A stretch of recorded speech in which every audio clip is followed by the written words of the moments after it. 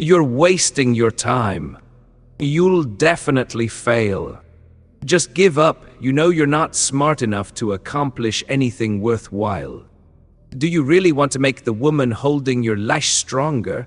How foul. Your collection of failures just keeps growing. Ignoring the Sin of Solace, Sunny leaned against Anank's catch as he studied the Dawn Shard. His shadow hands continued to weave strings of essence. His concentration remained unbroken. He even welcomed the derisive comments. The more the hateful wraith berated him, the more Sunny felt like he was on the right track. The Sin of Solace wouldn't have bothered to interfere if there was no chance of success.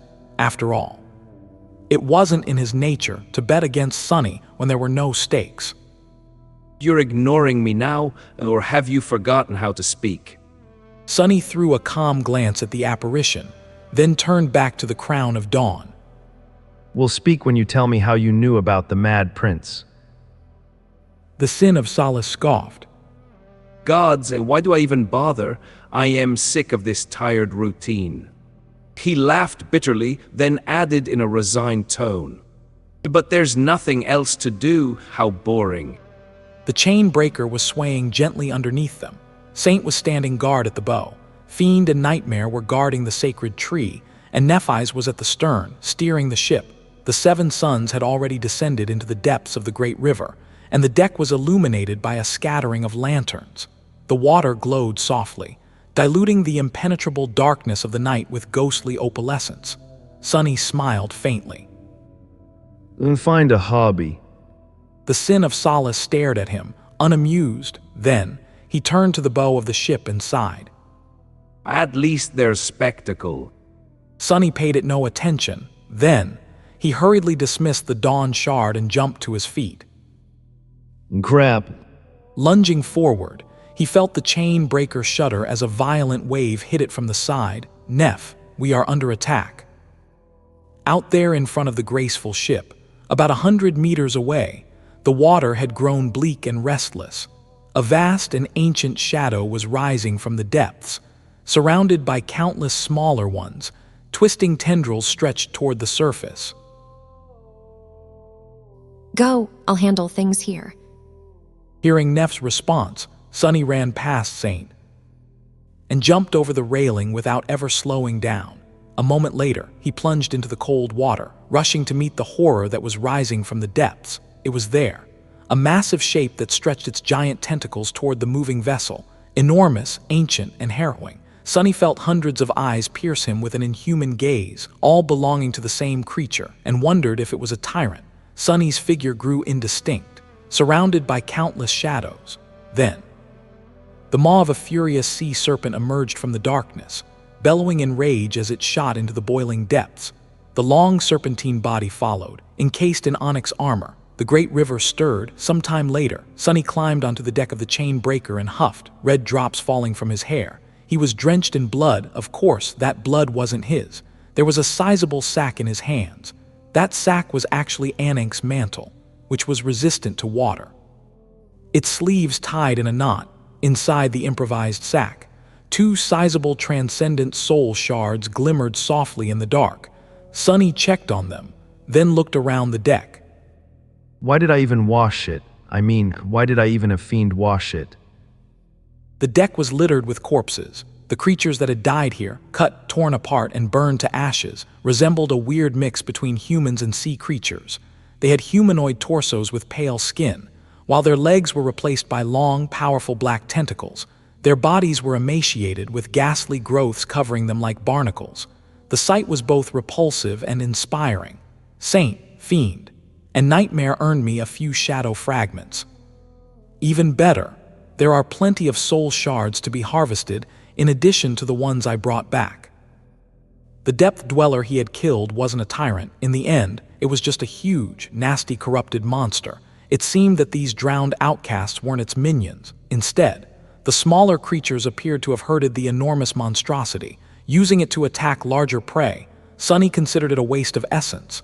If Sunny knew that in advance, he would have used the nimble catch and the Sin of Solace to cut the depth dweller down. He froze for a moment, suddenly stunned by how odd the situation was.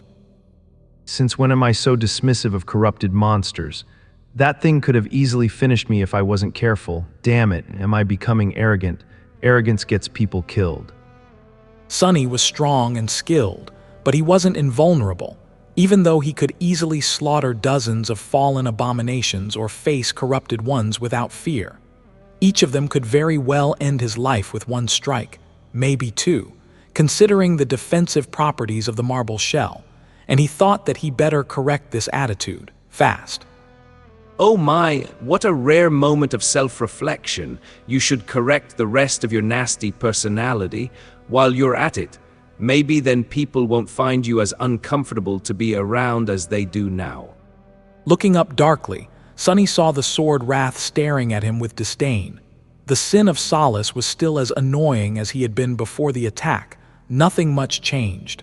Honestly, if there was one thing, though, it was that Sunny had plenty of soul shards to turn into memories now. Standing up and summoning his clothes back, he looked around and noticed Fiend, the fearsome devil, seemed to be hiding from him behind the tree. Sunny smiled and called out to Fiend to come here. Buddy. Fiend hesitated for a few moments, then reluctantly walked over. Sunny pointed to the gruesome corpses. Harvest the soul shards, then clean this mess up. The devil's shoulders fell. Sunny patted Fiend on one of these shoulders. Well, he wanted to, but the bastard was too tall to do it comfortably. Plus, his body was covered in all kinds of sharp spikes. So, in the end, the gesture ended up being rather reserved. And you can eat all these guys, stuff yourself as much as you want. Now that your primary attributes are set, you don't need to maintain a diet anymore. Ravenous sparks ignited in the depths of Fiend's fiery eyes. It would be a shame to miss the next time Fiend gets to eat, so subscribe and make sure the next episode finds you. Fiend feasted on the corpses of the drowned outcasts with delight. The sight of the metallic devil gorging himself on the dead abominations was a bit gruesome, but mercifully swift. The bodies disappeared into the shadows, incinerating Maw as if they had never existed. Before too long, the deck was clear once again. Where does all this meat even go? This time, the infernal ogre hadn't gained any new attributes or abilities, which was an expected result if the scavengers were capable of attaining new powers from each creature they devoured. Sunny would have never survived the battle with the original ravenous fiend.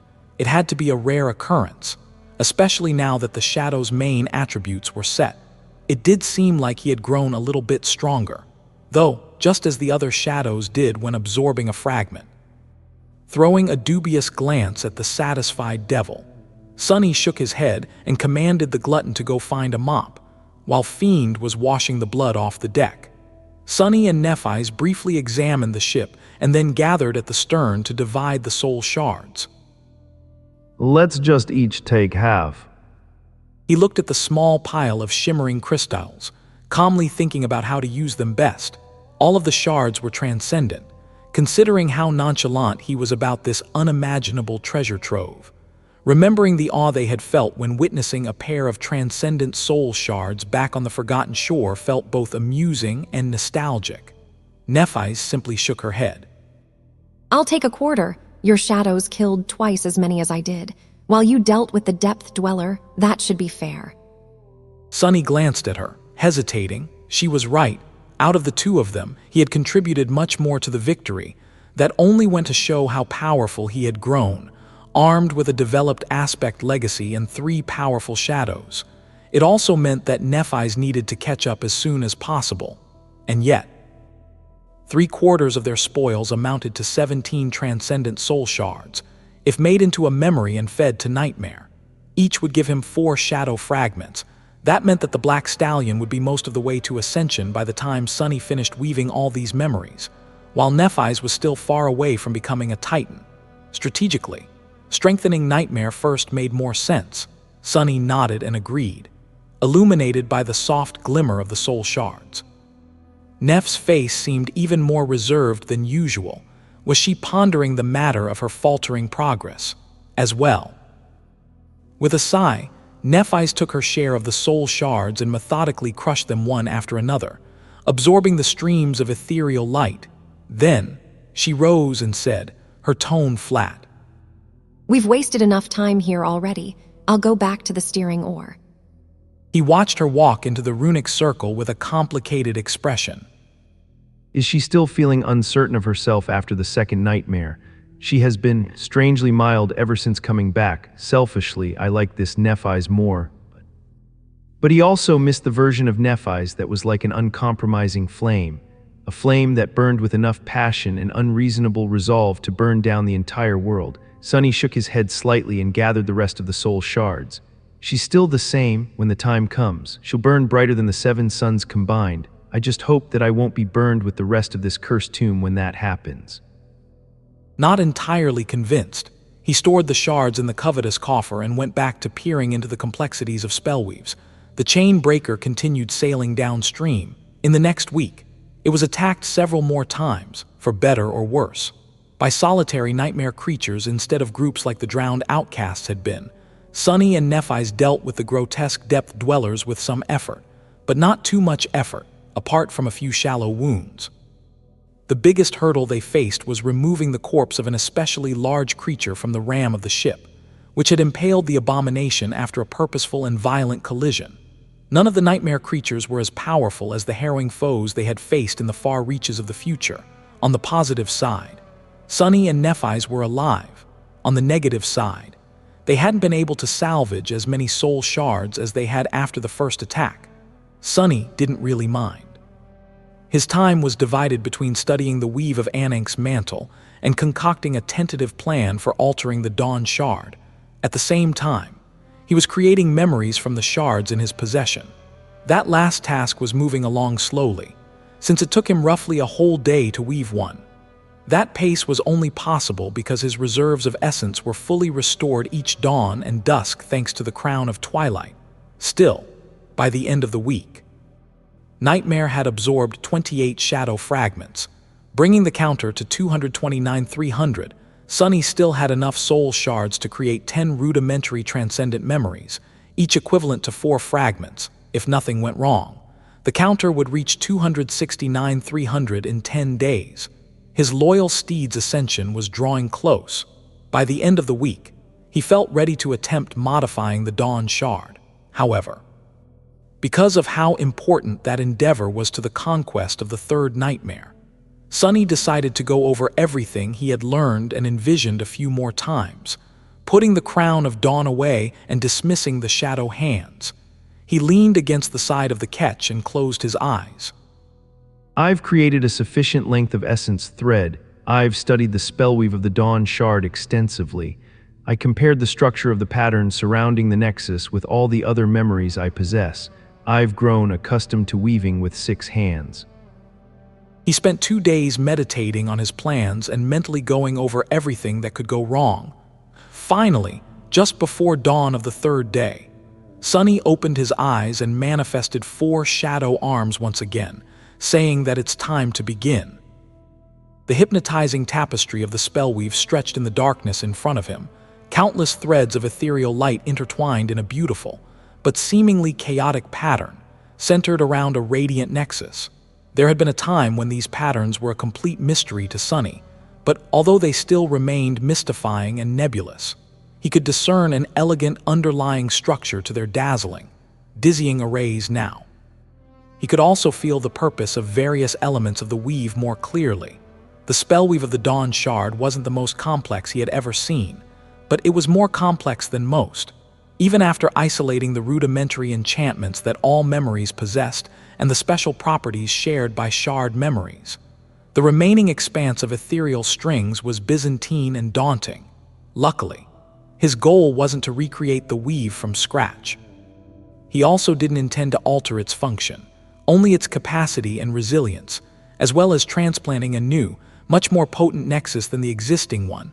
With a sigh, Sunny summoned the covetous coffer and produced a large, shining crystal from within it.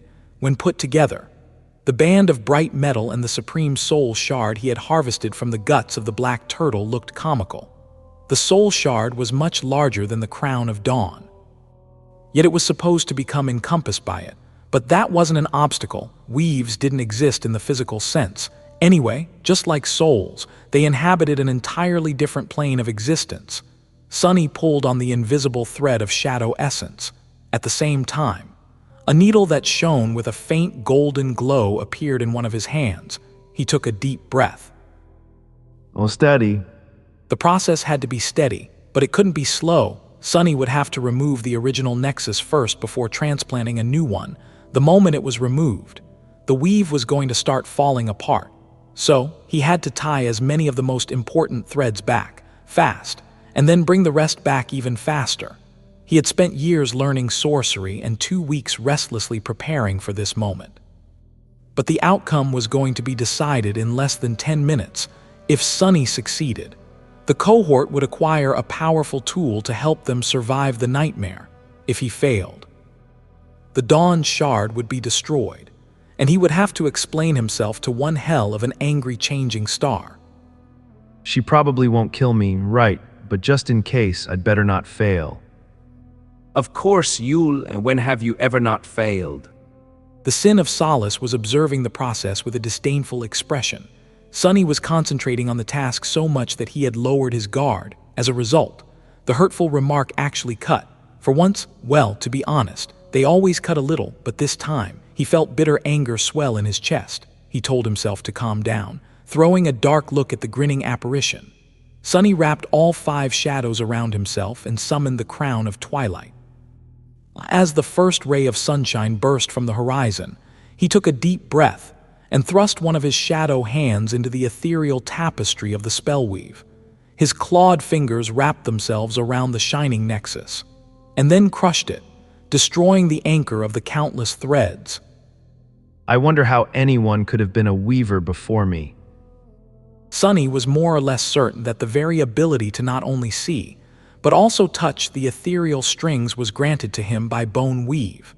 His eyes had been altered by consuming a drop of Weaver's blood, while his fingers had been altered by swallowing the alabaster phalanx of the Demon of Fate. On the surface, the alteration simply made them more sensitive. But he felt that it went much deeper than that. Who knew? Maybe he would be able to caress the strings of fate itself one day. Before the radiant weave could fully fall apart, his other hand placed the Supreme Soul Shard in its center. The one that had crushed the original nexus was already retreating, catching the most important thread as it did. 3 more hands flashed forward. Doing the same, the last hand, his left human hand, was the most important since it held Weaver's needle. All the rest were meant to stall the deterioration of the weave, but it was meant to actually mend the damage. Threading the first ethereal string into the radiant needle, Sunny connected it to the nexus, then another and another. Vaster. 5 of his hands danced, manipulating the dying weave into following their will, holding it from crumbling and pulling it back from the verge of collapse. At the precise moment when the new nexus became connected to enough strings to hold it in place, the 6th joined them. What madness made me think that having only 5 fingers is enough? Damnation, I should have learned to have more. Time seemed to have slowed down. Sunny felt the same rush of adrenaline he did during furious battles. His perception subtly changed, turning the world stark and clear. Golden sparks glimmered in the depths of his dark eyes. For a few moments, everything was in a fragile balance. One wrong move, one slightest mistake, and the weave would have reached the point of no return. But Sunny didn't make any mistakes. He performed every movement flawlessly, focused to such a degree that all his senses except sight and the tactile feeling of intangible threads sliding through his fingers disappeared. Finally, after something that felt both like a second and an eternity, that moment of fragility passed. The main structure of the weave had been connected to the new nexus, ensuring its stability, and Sunny thought that it was good. As Sunny's hands continued to tie the few last threads to the shining ember, his mind already wandered to the next task. The first step of the alteration had been completed, but the result was still uncertain. The next stage was going to decide whether he would succeed or not, and while it gave him more leeway, it was no less difficult. Now that a Supreme Soul Shard replaced the original nexus of the spellweave, the powerful energy contained within it flowed into the radiant tapestry. The ethereal threads shone much brighter, reinforced by their own enchantment. Most of them held, but some of the more delicate patterns started to glow too intensely. as if a moment away from catching on fire and dissipating into blinding light. He had to reinforce these sections of the weave, and do it in a way that didn't contradict the intricate patterns. Threading a string of shadow essence into Weaver's needle, he held himself back from hurrying too much, and started to weave new patterns, these ones black and lightless, on top and through the radiant ones. The needle worked in the most pressing areas of the weave, while his other hands tackled less critical points. No matter how nimble his fingers were, he still couldn't weave as fast without a proper tool. The reverse effect of his unique ability to touch the ethereal strings was that they were sharper than any sword could ever be, and were thus capable of cutting his flesh without any effort. Losing a finger was as easy as applying the slightly wrong amount of pressure or missing the mark by a hair's breadth. That said, while his own fingers were indispensable, those of the shadow hands could be easily sacrificed. They weren't just as responsive as the real ones. But the fact that one or two could be lost, with no consequence, made up for the fact. No matter how careful Sonny was, the dire need to move fast was bound to cause him some pain. A thin cut appeared on his right thumb, swelling with blood. Luckily, no drop of it fell into the weave to disturb its delicate equilibrium. His blood was tenacious, after all, and knew how to stay inside his body. Most of the time, the shadow hands were faring worse. By the time Sonny put out the most dangerous fires, they were utterly shredded. He was barely keeping the wounded shadows from dissipating back into intangible forms, and had even been forced to dismiss one of the arms and create an entirely new one on the fly. Nevertheless, it felt like he was past the most dangerous part. A shaky breath escaped from Sonny's lips, and a drop of sweat fell from his forehead onto the wooden deck. Without allowing himself to relax, he froze for a split second, gazing at the entirety of the weave. The nexus is holding there and there. The shadow strings are lessening the burden on the original ones just as planned. That area is a bit frayed. I need to reinforce it more. No, not more, better. Those areas, though, looked fine at the start, but are starting to worry me now. Calming his wildly beating heart, he resumed his work. Now, Sonny moved at a less breakneck pace, but was more methodical in his approach. Good, it's all coming together. It was a wonderful feeling. The collapsing weave had struggled against his attempts to save it at first, to the point that he felt like 3 critical problems appeared for each one he fixed, the more he repaired and reinforced it. Though, the more it felt like the weave was assisting him. The ethereal tapestry was starting to look elegant once again, the radiant threads and the lightless ones intertwined in a beautiful harmony. Both were being strengthened by the enchantment of the Dawn Shard and strengthening each other at the same time. A feeling of wondrous harmony permeated the intricate spellweave.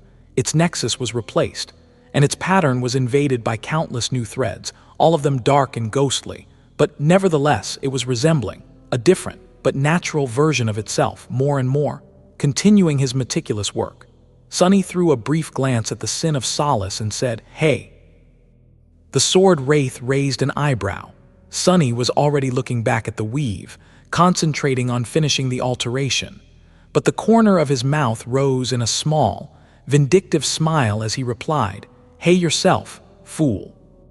Go drown yourself in the river, you insufferable wretch. Weren't you endlessly going on about how I would inevitably fail? Well, did I? Who's the fool now? At that moment, he grinned and abruptly lowered all 6 of his hands, then froze, staring intently at the bond of bright metal laying on the deck in front of him. His work was done. The alteration had been finished. Sonny took a deep breath. And as he did, the spell whispered into his ear. Your memory has been destroyed. His eyes widened and he let out a quiet breath. His hands twitched. Before the shock could even register in his mind, the spell spoke once more. You've received a supreme memory, Crown of Dawn. W. Sonny remained frozen for a few moments, then slumped against the side of the ketch. An infuriating growl escaped from his lips. What the hell was that? Are you trying to give me a heart attack, you damned spell? Think before you speak, damn it. The spell didn't answer, perhaps for the better. After calming down a little, Sonny dismissed the shadow arms and picked up the Crown of Dawn from the deck. His hands were trembling slightly. The eastern horizon was already painted lilac by the rising suns. Looking at the memory he had altered with burning eyes, he lingered for a while and then said tiredly, So your name actually changed to the Crown of Dawn, how fitting. Before, that had simply been what they called the Dawn Shard, the shard memory of the first lord of the Bright Castle. But it seemed that the spell decided that the alteration he had performed was significant enough to warrant a new name for the newly elevated memory. Was he mistaken? Or had the single gemstone adorning the austere band of metal become brighter? Enjoying the view of the bright gem, Sunny inhaled deeply and summoned the runes. The runes read, Memory, Crown of Dawn, memory rank supreme. Sunny remained motionless for a while, looking at the string of shimmering runes. A sense of profound relief and exhilaration washed over him. He suddenly felt refreshed and invigorated, as if his fatigue had receded a little. His mind clearing, he realized that it's working. No, not suddenly, touching the smooth silk of the Shroud of Dusk. Sunny belatedly realized that it was already being augmented by the passive enchantment of the empowered Crown of Dawn. He closed his eyes for a moment, then took a look at the rest of the runes describing the band of bright metal. They were the same as before, only the rank of the memory had changed. Sunny had expected that. In fact, anything else would have been a cause for concern. The goal of the alteration was to strengthen the existing enchantment. After all, not change it. The Crown of Dawn would still be able to enhance all memories in a large area around it, with no limit to their number. It was just that the augmentation it provided had become much more potent, most miraculous of all. That enchantment somehow remained a passive one. His eyes gleamed darkly. He thought that perhaps, armed with that power, the cohort would be able to challenge enemies far beyond their own level of prowess, which meant that they would have a much higher chance of conquering the nightmare and returning to the waking world alive, just like they had conquered the Forgotten Shore and returned from its unforgiving expanse alive. He smiled, then dismissed the Crown of Dawn and rose, heading to the stern of the ship. Sunny tried to contain his emotions. His face remained neutral, with only a faint smile playing on his lips. Soon, he saw Nephise. She threw a glance at him with the same calm expression she usually wore, then asked evenly what the shouting was about. Sunny stumbled. Right, I did curse the spell out, didn't I? In hindsight, that was probably not wise. He wouldn't put it past the damn thing to know how to hold a grudge. The descriptions it made of him were already vaguely snide, so Sunny shuddered at the thought of what the next one was going to say. Whatever's, that will happen later, right now, though. Walking over to Nephise, he shrugged. It's nothing really, I just got a bit emotional and let the spell have it. Why, have you never yelled at the spell? She stared at him dubiously. Can't say that I've. Sunny coughed. Well, anyway, give me your hand. Without waiting for permission, he grabbed it, lingered for a moment, and sent the Crown of Dawn from his soul into hers. Nephise turned her head slightly and stared into the distance. Or rather, it seemed like she did. In truth, she must have been reading the runes. She noted that its name has changed. Then, she suddenly froze. Sunny studied her face with rapt attention, registering every minute change. Sadly, Changing Star wasn't the kind of person to openly show emotions. Nevertheless, he noticed her pupils widening slightly, white sparks igniting in their depths. He laughed and asked what. You finally noticed its rank, didn't you? Well, no need to praise me too much. I just took the soul shard we scavenged from inside the black turtle and transplanted it into the Dawn Shard, strengthening the weave of its enchantment to withstand the burden of channeling supreme power in the process. That's all. Sunny looked down modestly. I am totally not a peerless genius among peerless geniuses. You absolutely don't need to worship the ground I walk on. There's no ground in the tomb of Ariel, anyway. Nephise suddenly gripped his hand tightly and pierced him with a burning gaze. Sunny, you can elevate memories to higher ranks now. He smiled, enjoying the intensity of her reaction. However, his smile dimmed a little bit the next moment. Sunny hesitated and said that, well, yes, but also no. Sunny sighed. The case of the Crown of Dawn is unique because it possesses an enchantment that enhances itself. That's why I was able to outfit it with a supreme soul shard and elevate its power by 2 whole ranks. For other memories, I doubt that they'll endure such a significant alteration, elevating them by 1 rank, though. That should be possible for some, I think, if time-consuming. Nephi stared at him in silence. He hesitated for a few moments, then said in a somewhat stifled tone that, "But, Neph." She raised an eyebrow slightly and asked, "Yes." Sunny coughed. Can you let go of my hand? You're sort of crushing it. Nephi's looked down, blinked a couple of times, then hurriedly released her grip.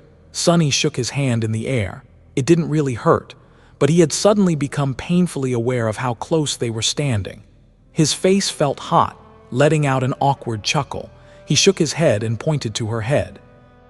Now summon that thing. I came here right away, so I don't even know how powerful exactly it had become. Nephi's nodded, and a whirlwind of radiant sparks appeared around her. Soon, a band of bright metal manifested itself from thin air, its single gem glistening in the light of the rising suns. She said, "Let's do this." For the next half an hour, Sunny and Nephi's were engrossed in testing the effects of the Crown of Dawn on their memories. The results went beyond his wildest imagination. Sunny had thought that his makeshift alteration would cause a loss of potential, resulting in a memory that was a supreme one in name but not in power, and there was some loss, inevitably, but so little that it could almost be disregarded. Before, the Dawn Shard had been capable of elevating the power of awakened memories to resemble that of ascended ones. It had also been capable of providing a significant boost to ascended memories, and a slight one to transcendent ones. The meaning of power in this context was an elusive one. The augmentation didn't only empower the enchantments of the enhanced memories, but also the quality of the memories themselves. Swords would become sharper, armor would become more durable. There was also something else at play, the intangible, mystical quality that made magical materials different from the mundane ones was enhanced, as well, which was why the dreamers of the Dark City had been able to harm and slay enemies of higher ranks with their awakened weapons. The Crown of Dawn functioned in a similar fashion to its predecessor. However, its augmentation was much more powerful. An average awakened weapon was elevated to the level of a peak ascended one, while the most powerful awakened weapons could almost reach the realm of transcendence. Ascended memories were elevated to the level of transcendent ones, while transcendent memories. Sunny grew still, peering into the depths of the Sin of Solace. Under his gaze, the weave of the jade giant shone with blinding brilliance. It's not that different from the Crown of Twilight, it's like a supreme weapon. He threw a glance at the silent apparition that stood a few steps away, wearing a somber expression, and suddenly felt a pang of apprehension, dismissing the Sin of Solace. Sunny hesitated for a few moments, then finally took the Crown of Twilight off his head and studied it. It was benefiting from being in the presence of the Crown of Dawn. As well, the boost wasn't as striking as it was for the memories of lesser ranks, but still tangible. Nephi's, meanwhile, was holding her longsword with a hard-to-read expression. Suddenly, though, her beautiful face was illuminated by a radiant smile. "Sunny, this is amazing. With this, we can." She stumbled over her words, not knowing what to say. Enjoying the rare sight of her smiling brightly, he nodded and looked in the direction where the current was pulling them. He agreed, saying yes. His own smile grew a little cold. Sunny gritted his teeth and said that they can slaughter them all. The winds filled the sails of the chain breaker, pushing it forward. The past awaited. By the time Sunny had finished the alteration of the Dawn Shard, they weren't that far away from Fallen Grace. Neither he nor Nephi's knew the exact distance they had to traverse to find the last city of the Sybils, but the navigation tools Anik had left them pointed to its approach. Fallen Grace was situated in the western reaches of the Great River, where the sky was almost always painted crimson by the setting sun, as the chain breaker sailed deeper into the past. It was also leaving behind the pure light of day. Gradually, the color of the sky above their heads changed, from vibrant azure to breathtaking magenta, and finally to the blood-red blaze of perpetual sunset. It was like sailing into a sea of blood. Sunny stared at the burning sky, awed by its fiery beauty and its ominous dread. He remarked that that's not concerning at all. Why would the Sybils build one of their cities in such a darkly beautiful, but sinister place? Surely. Living in the warm sunlight of the central region of the great river would have been much more pleasant. Shaking his head, he returned to the shade of the sacred tree and sat down, resting his back against its white bark. He had just finished weaving another memory for Nightmare and wasn't in the mood to start on the next one just yet. His study of the spellweave of Anank's mantle had also been producing fewer and fewer results. It would never stop being useful to him as a learning tool. But Sunny felt like he was nearing a dead end. He would need to gain more skill as a weaver before looking to the nebulous mantle for more lessons. So, what else was there to do? Feeling restless, he summoned the Estuary Key out of habit. Staring into the weave of the mysterious memory had become like a ritual by now, even though Sunny couldn't understand anything about it. The process itself was calming. However, he hadn't taken a glance at the key since before attempting the alteration of the Crown of Dawn. Who knew? Maybe passing such an important milestone on his path to becoming a proper sorcerer would change something. Are you playing with our favorite toy again? Why don't you toss it overboard and be done with it? The sword wraith stared at him disdainfully from the shadows of the tree, not paying the apparition any attention. Sunny held up the jagged black stone and peered into its weathered surface. The inconceivable weave of ghostly strings was as unattainable as ever. He studied its dark tapestry, following the twists and turns of the black threads, like he had done 100 times before. What a disappointment. I still can't even start to unravel its mysteries. Among all the odd things Sunny had seen and faced in the nightmare, the Estuary Key was perhaps the most bizarre. He still had no idea how this supreme memory of the 6th tier had ended up in his soul sea, or what it was supposed to do. However, after spending countless hours staring at the staggering weave of ghostly strings, he had gained a vague, tentative feeling about it. Sunny was mostly confident that the single passive enchantment of the Estuary Key had 2 distinct effects. He didn't know what these effects were, but felt that one was directed outward, while the other was directed inward, affecting the black stone itself, in some manner. The latter was also much more vast and potent than the former. It was unusual that a memory of the 6th tier only possessed a single enchantment. Since it did, that enchantment had to be a powerful one. And most of that power went into ensuring the function of the inward effect. Maybe that's why I wasn't able to discern what exactly the enchantment does. It's only affecting the Estuary Key itself. Perhaps it was an enchantment that teleported the strange memory into the souls of unsuspecting awakened without their consent. As Sunny was feeling amused with this theory, his gaze suddenly caught on a minuscule part of the inconceivable weave. The lightless tapestry was vast enough that he might have never seen it before, or if he had, Sunny hadn't paid it any attention, but now he froze, staring at the inconspicuous pattern. He asked in confusion, "What the hell is that?" The pattern looked familiar. Sunny had definitely seen it before, somewhere else, recently, which wasn't that strange in and of itself. The Estuary Key was a memory. After all, and as such, it shared many small parts of its weave with all other memories. The patterns that created the rudimentary enchantments, like the ability to be summoned and dismissed, repair itself, and so on. However, Sunny knew these patterns by heart. He had woven them from scratch many times, after all, and this one wasn't one of them. He wondered where he had seen it. The complicated array of ghostly strings had a certain unique structure to it, which was different from the rest of the spellweave. He recognized its nature after a moment of contemplation. Patterns like these were rare but present in every memory. It was how runes were expressed through essence strings. Both the runic sorcery and shaping were based on true names, one etching them through a written language, the other invoking them directly. However, weaving was different. It didn't rely on words to create enchantments. That said, there was still a place for words in a spellweave, and therefore for the runes inscribing them.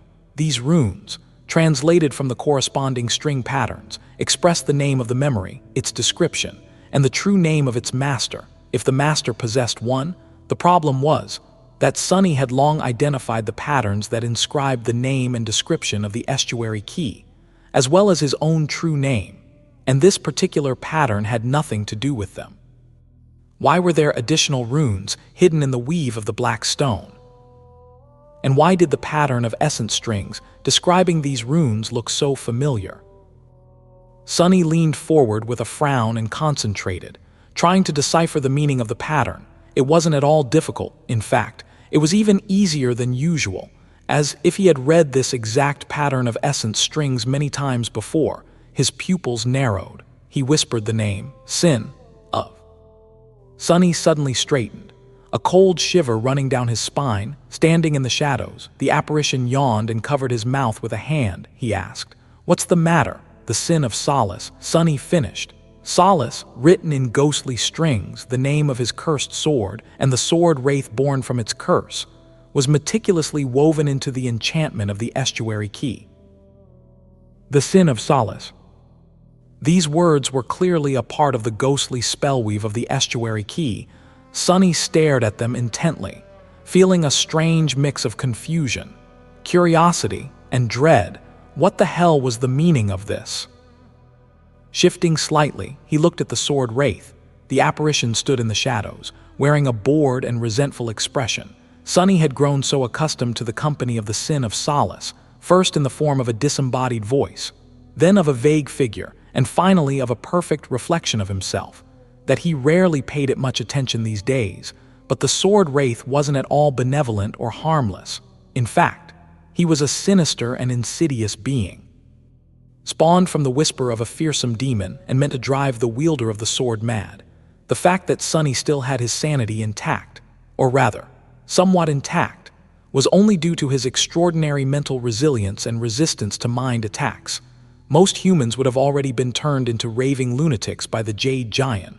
Sunny, though, apart from looking like a madman from time to time due to an outwardly strange habit of talking to himself, he only found the presence of the Sin of Solace frustrating, nothing more. Is there more to this damned curse? He knew that the apparition would never give an honest answer, but nevertheless asked. There's no reason your name would be etched into the weave of the Estuary Key, is there? The sword wraith gave him a disdainful look. I don't know, maybe there's, and you're the great sorcerer, so you tell me. Sunny took a deep breath. You're keeping a lot of secrets these days. Makes me wonder if I should just feed you to Nightmare. Better safe than sorry, that's what they say. The Sin of Solace laughed. Go ahead, get rid of your most powerful offensive memory. Why not? You're going to die in this nightmare anyway. In fact, I encourage you to destroy me. Do you think that I want to be here? Gods, no. He grinned, but there's a problem. Are you sure that destroying the sword will get rid of me? It might, but then again, maybe it won't. Maybe the damage to your mind has already been done, and we are stuck together for the rest of your short, distasteful, pitiful life, and what a cruel fate. Sunny gritted his teeth. Indeed, he couldn't afford to destroy the Sin of Solace, and neither was he certain that doing so would banish the apparition. They were truly stuck with each other, at least for now. And I won't get any information out of the bastard, either. So, there were only two ways to solve the mystery of the Estuary Key and its connection to the Sin of Solace. One was to find the great sorcerer who had created the ominous memory. The other was to deduce the truth. Somehow, Sunny looked away with a somber expression. Now that I know that the Sin of Solace has something to do with the Estuary Key. He suddenly felt cold, after entering the nightmare and discovering that he had somehow come into possession of a supreme memory. Sunny made several theories about how it could have ended up in his soul sea. One of them was that the soul serpent had slain a great nightmare creature out there in the real world. The other was that it was Sunny himself who had created the Estuary Key far in the future, but somehow received it in the present due to the strange nature of the great river. And now that he had learned certain facts, and knew that the name of the Sin of Solace was etched into the weave of the unexplainable memory, a chilling suspicion was getting harder and harder to deny. Looking down, Sunny slowly clenched his fists. It was him, the Mad Prince. He must be the one who created the Estuary Key. Simply thinking these words made him shudder, but it was just too compelling of a theory to discard. Sunny had suspected that the mysterious memory had been created by a future version of himself. He also suspected that the Mad Prince was one of his possible futures. So, Wouldn't it be logical to assume that the future version of himself who had created the Estuary Key was the Mad Prince? The name of the Sin of Solace etched into the weave, the ghostly strings of shadow essence, the unexplainable nature of the key, and the strange words describing it. The answer is oblivion. Sunny thought that it had to have been him. How many weavers were there who could create threads out of shadow essence? Sunny was certain of it. Then, what exactly did it mean? If that abomination really created the Estuary Key, did it prove that Sunny was really inhabiting the body of one of the 6 plagues? That would certainly make things easier for the cohort. One adversary was already gone, after all, and it didn't even have to be just one. What if each of the members of the cohort had been sent into the bodies of these powerful Defiled? Actually, that was a chilling thought, because while it would really be wonderful to not have to deal with the 6 plagues, it also meant that the other members had been sent directly to the heart of the defilement. The city of Verge, the Mad Prince was the only one of the Defiled champions who had traveled into the far reaches of the future. After all, from what Sunny knew, surely, the nightmare spell wouldn't have been so unjust in setting up its trial. Still, if Sunny had indeed taken the role of the abomination from the future, he could also tentatively explain the sudden change of the Sin of Solace. Why had the sword wraith suddenly grown to look so vivid and real at the start of the nightmare, almost indistinguishable from the real thing? Was it, perhaps, because Sunny had actually inherited not one, but 2 things from the Mad Prince? One was the Estuary Key, while the other was the Sin of Solace. What if the sword wraith that had greeted him in the nightmare came from the future, just like the Estuary Key? What if the Sin of Solace had been by his side all the way to becoming Defiled, and then spending gods knew how much time haunting the great river? Hundreds of years, at least. Judging by how superior the madman's weaving was to Sunny's own, and had been then passed down to the younger version of its corrupted master through some bizarre anomaly or dark scheme, the apparition had let it slip that he knew the Mad Prince by interfering with the dream where the abomination's vestige showed up. Was that why? Sunny scowled. Suddenly, the idea of feeding the jade sword to his shadows didn't seem so crazy anymore. Sunny decided that he would wait and see. Sunny glared at the Sin of Solace, distrustful and wary, glaring at him back. The sword wraith grinned. Look at you, figuring things out. There's really no sight more comical than a fool who thinks that he's smart, wouldn't you agree? Sunny grimaced and remained silent. Was that a confirmation, or simple mockery? He gritted his teeth, knowing that there was no way to tell. In the end, Sunny failed to get the wraith to say anything informative. Just as usual, all the answers he received were either vague and misleading, or outright insults that had nothing to do with the question. Later, in a somber mood, he left the shadow of the sacred tree and walked around the ship, examining its state. Sunny felt odd in light of the things he had learned and suspected to be true. He groaned that it's infuriating. He seemed to have stumbled on the truth. Or rather, on a big chunk of the truth, however. There were still plenty of missing parts, and those were the parts that contained the most important answers. His mind was spinning, coming up with one baseless theory after another.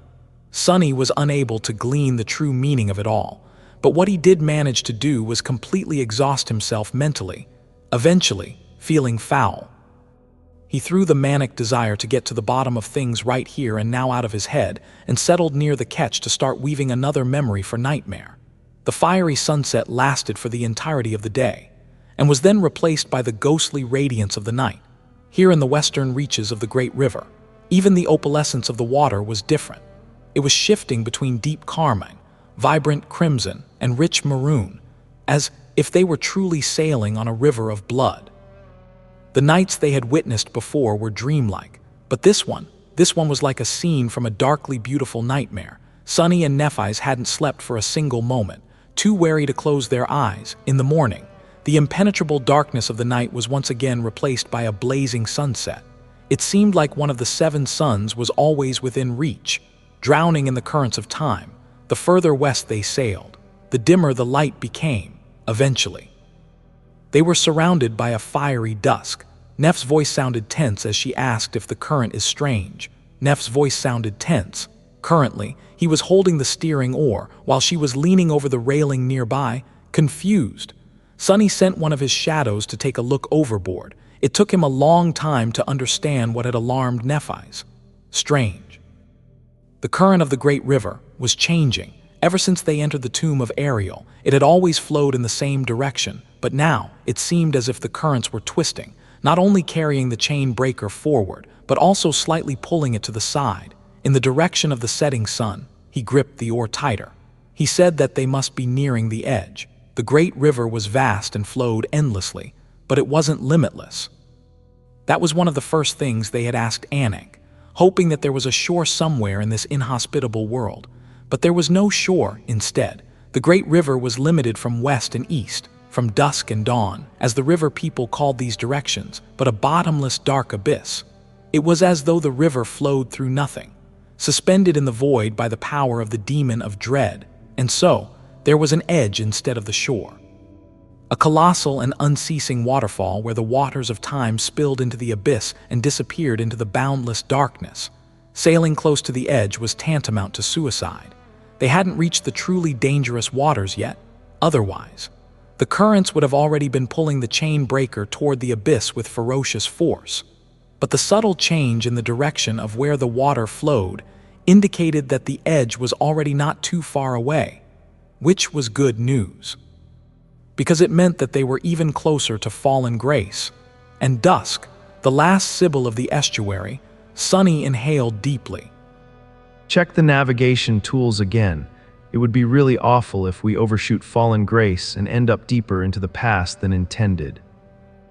That would have been bad, indeed, considering that there was no one except Defiled further downstream than the last human city, if the last human city was still standing. Sunny frowned, remembering the time's storm. They didn't really know how long they had spent fighting against its rage, and especially how long they had spent in the eerily tranquil eye of the roving cataclysm, trying their hardest not to look at the water. Who knew? Fallen grace might have been consumed by the defilement. Already, even if it wasn't, there was no telling whether Dusk was friend or foe, let alone whether she was the one who had sent Anak the message to find them through the dreams. They had to be ready for battle, while Nephi's was trying to determine their location with the help of the navigation tools. Sunny silently gave his shadows a series of commands, standing at the bow of the graceful ship. Saint released her darkness with indifferent poise. Nightmare stirred in the shadows, his crimson eyes igniting with dangerous light. Fiend rose from the deck, infernal flames burning behind the black faceplate of his fearsome helmet. Soon, Nephi's put the tools away and looked downstream. Everything seems fine. We should be very near. Of course. The city might have migrated in any direction by now. Still, it couldn't have moved far without sacrificing its entire population of Riverborn. Sunny nodded slowly. Indeed, although the floating cities of the Great River civilization could theoretically travel as far as their inhabitants wished, in reality, they were bound in place by the lifespans of the Riverborn. Migrations happen over the span of generations, not months or years. Nephi's silently stepped into the runic circle, freeing Sunny. Right now, he was a more efficient fighter between the two of them. She told him to replace her at the oar. More importantly, he had no idea how to berth a ship. If the people of fallen grace were indeed friendly, it would be really embarrassing to crash into their pier first thing after arriving. Yeah, I'll handle the fighting if it comes to that. Sunny secretly looked around, checking what the Sin of Solace was doing, making sure that the sword wraith wasn't up to no good. He let out a mental sigh of relief and extended his shadow sense as far as he could. After that, all they could do was wait. An hour passed in tense silence. Then another. The drag of the abyss was still mild, but it was slowly growing faster, surrounded by eternal sunset. Sunny found it hard to measure time. The chain breaker sailed through crimson dusk. The waters of the great river reflected the burning sky and seemed to be engulfed in flames themselves in turn. Then, finally, Saint shifted and slightly turned her head. In the distance, Sunny saw a spark of light shining above the horizon, somewhere out there. A white flame was burning at the top of a tall lighthouse. They had found the last human city in the tomb of Ariel, it seemed. After months of wandering the perilous expanse of the tomb of Ariel, They had reached fallen grace. There had been a time when Kronos possessed a youthful body and an even younger soul. His soul was still young, all things considered, but his body had turned decrepit and frail. It was full of aches, felt stiff in the mornings, and had to be handled with care. Still, there were pleasant things about being old as well. Kronos had burned with all kinds of hopes and desires when he was young, but now that he was in his twilight years, life was calm and peaceful. Or rather, his feelings about life were calm and peaceful, or was it one and the same? Since one thing he didn't possess was the actual wisdom of old age, it was hard to say. One thing was for certain, not having to worry about the future. He had much more time to enjoy the trivial delights of life, like the warmth of his cot, the companionship of his friends and neighbors, or the beauty of the world. Since Kronos didn't sleep much, old as his body was, he had developed the habit of walking to the piers at the break of night, to watch the suns rise from the water. Today, just like always, he left his home carrying a lantern and walked to the edges of the city, despite the fact that the streets were still dark. There were many early risers just like him out and about. Some greeted him with words, some with smiles. Their faces were just as wrinkly as his, and their bodies were just as stiff as his. That also made being old feel less lonely. Eventually, Kronos crossed a few rope bridges and reached the piers. Several people were already there, waiting in the darkness. Some of them he knew from his days in the House of Youth. Some he had met after, joining them. He extinguished the lantern, sat down, and looked at the water. They chatted as the night lived its last minutes, shrouded in darkness. The great river glowed with a beautiful red radiance. Then, slowly, its light grew brighter. The chatter quieted down as the old men and women enjoyed the view of the flowing water. Somewhere far away, the black veil covering the sky rippled. Hints of lilac and azure were mixed into its dark expanse. The river seemed to ignite, fiery colors spreading across its surface. Then, finally, the suns rose from the depths, painting the world in a million shades of scarlet, reflected in the water. Their light was like a spreading flame. Kronos noted that it's a new day. Kronos sighed lightly. A cool breeze caressed their faces, and the world was at peace. Or maybe it just seemed to be at peace, of course. It was actually at war, but they didn't have to worry about that today. Otherwise, the lady would have already warned the warriors of the city to prepare for battle. The group of old folks remained on the pier for a while, not in a hurry to leave. There was gossip to share and idle conversations to be had. As the youngest of the bunch, Kronos hadn't grown tired of hearing the same old stories over and over again yet, so he received a lot of attention. He listened and laughed, feeling a comfortable bliss. But then, a note of confusion entered that bliss, still engrossed in a story told by an old woman who had left the House of Youth a few years before the rest of them fled. He glanced at the river and froze, stunned. There was a black spot on the horizon. It was a ship moving in the direction of fallen grace. Kronos trembled slightly. A ship, but it's not time yet for the fishermen to return. Has something bad happened? Soon, the other old folks noticed the approaching vessel as well. The conversation died down and all of them stared into the distance. Somber and tense, then their expressions changed. The mysterious vessel had drawn close enough for them to discern a few details. Its size, the color of its hull and sails, the strange shape of its mast. Kronos was suddenly gripped with fear. It's not. The vessel had a graceful silhouette but looked indescribably menacing as it emerged from the crimson glow of dusk. Its hull was battered and covered in scars, while its tattered sails were like an ill omen. Much more importantly, the ghostly ship was unfamiliar. It was unmistakably alien to their city and its fleet of fishing boats, all of which Kronos knew by heart. He had never seen an unfamiliar ship arrive at Fallen Grace. They had received guests in the past, when his parents were young, but that time had long passed, because Fallen Grace was the last human city on the great river. Someone's yell broke the silence, sending the old folks reeling as they shouted that it was Defiled. The Defiled didn't have a habit of traversing the great river on ships, but they were also sinister and unpredictable. The ominous ship might very well belong to the abominable monsters, but if it did, why had the lady not warned them of an approaching attack? Why was the light burning at the top of her palace still white? Icy dread grasped Kronos. Has the lady succumbed? No, impossible. His irreverent thoughts were interrupted by a loud scream. The observers staggered back, horrified by a dark shadow that moved below the water. Shocked, Kronos watched as the head of a colossal serpent rose from the waves near the approaching vessel. The beast's scales were onyx black, glistening with dark sanguine glow as they reflected the crimson light of dusk. He shouted that it's a corrupted.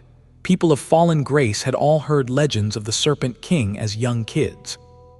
So seeing a similar abomination rise from the depths was like watching their childhood fears come alive. At that moment, the serpent's lightless eyes turned to the pier.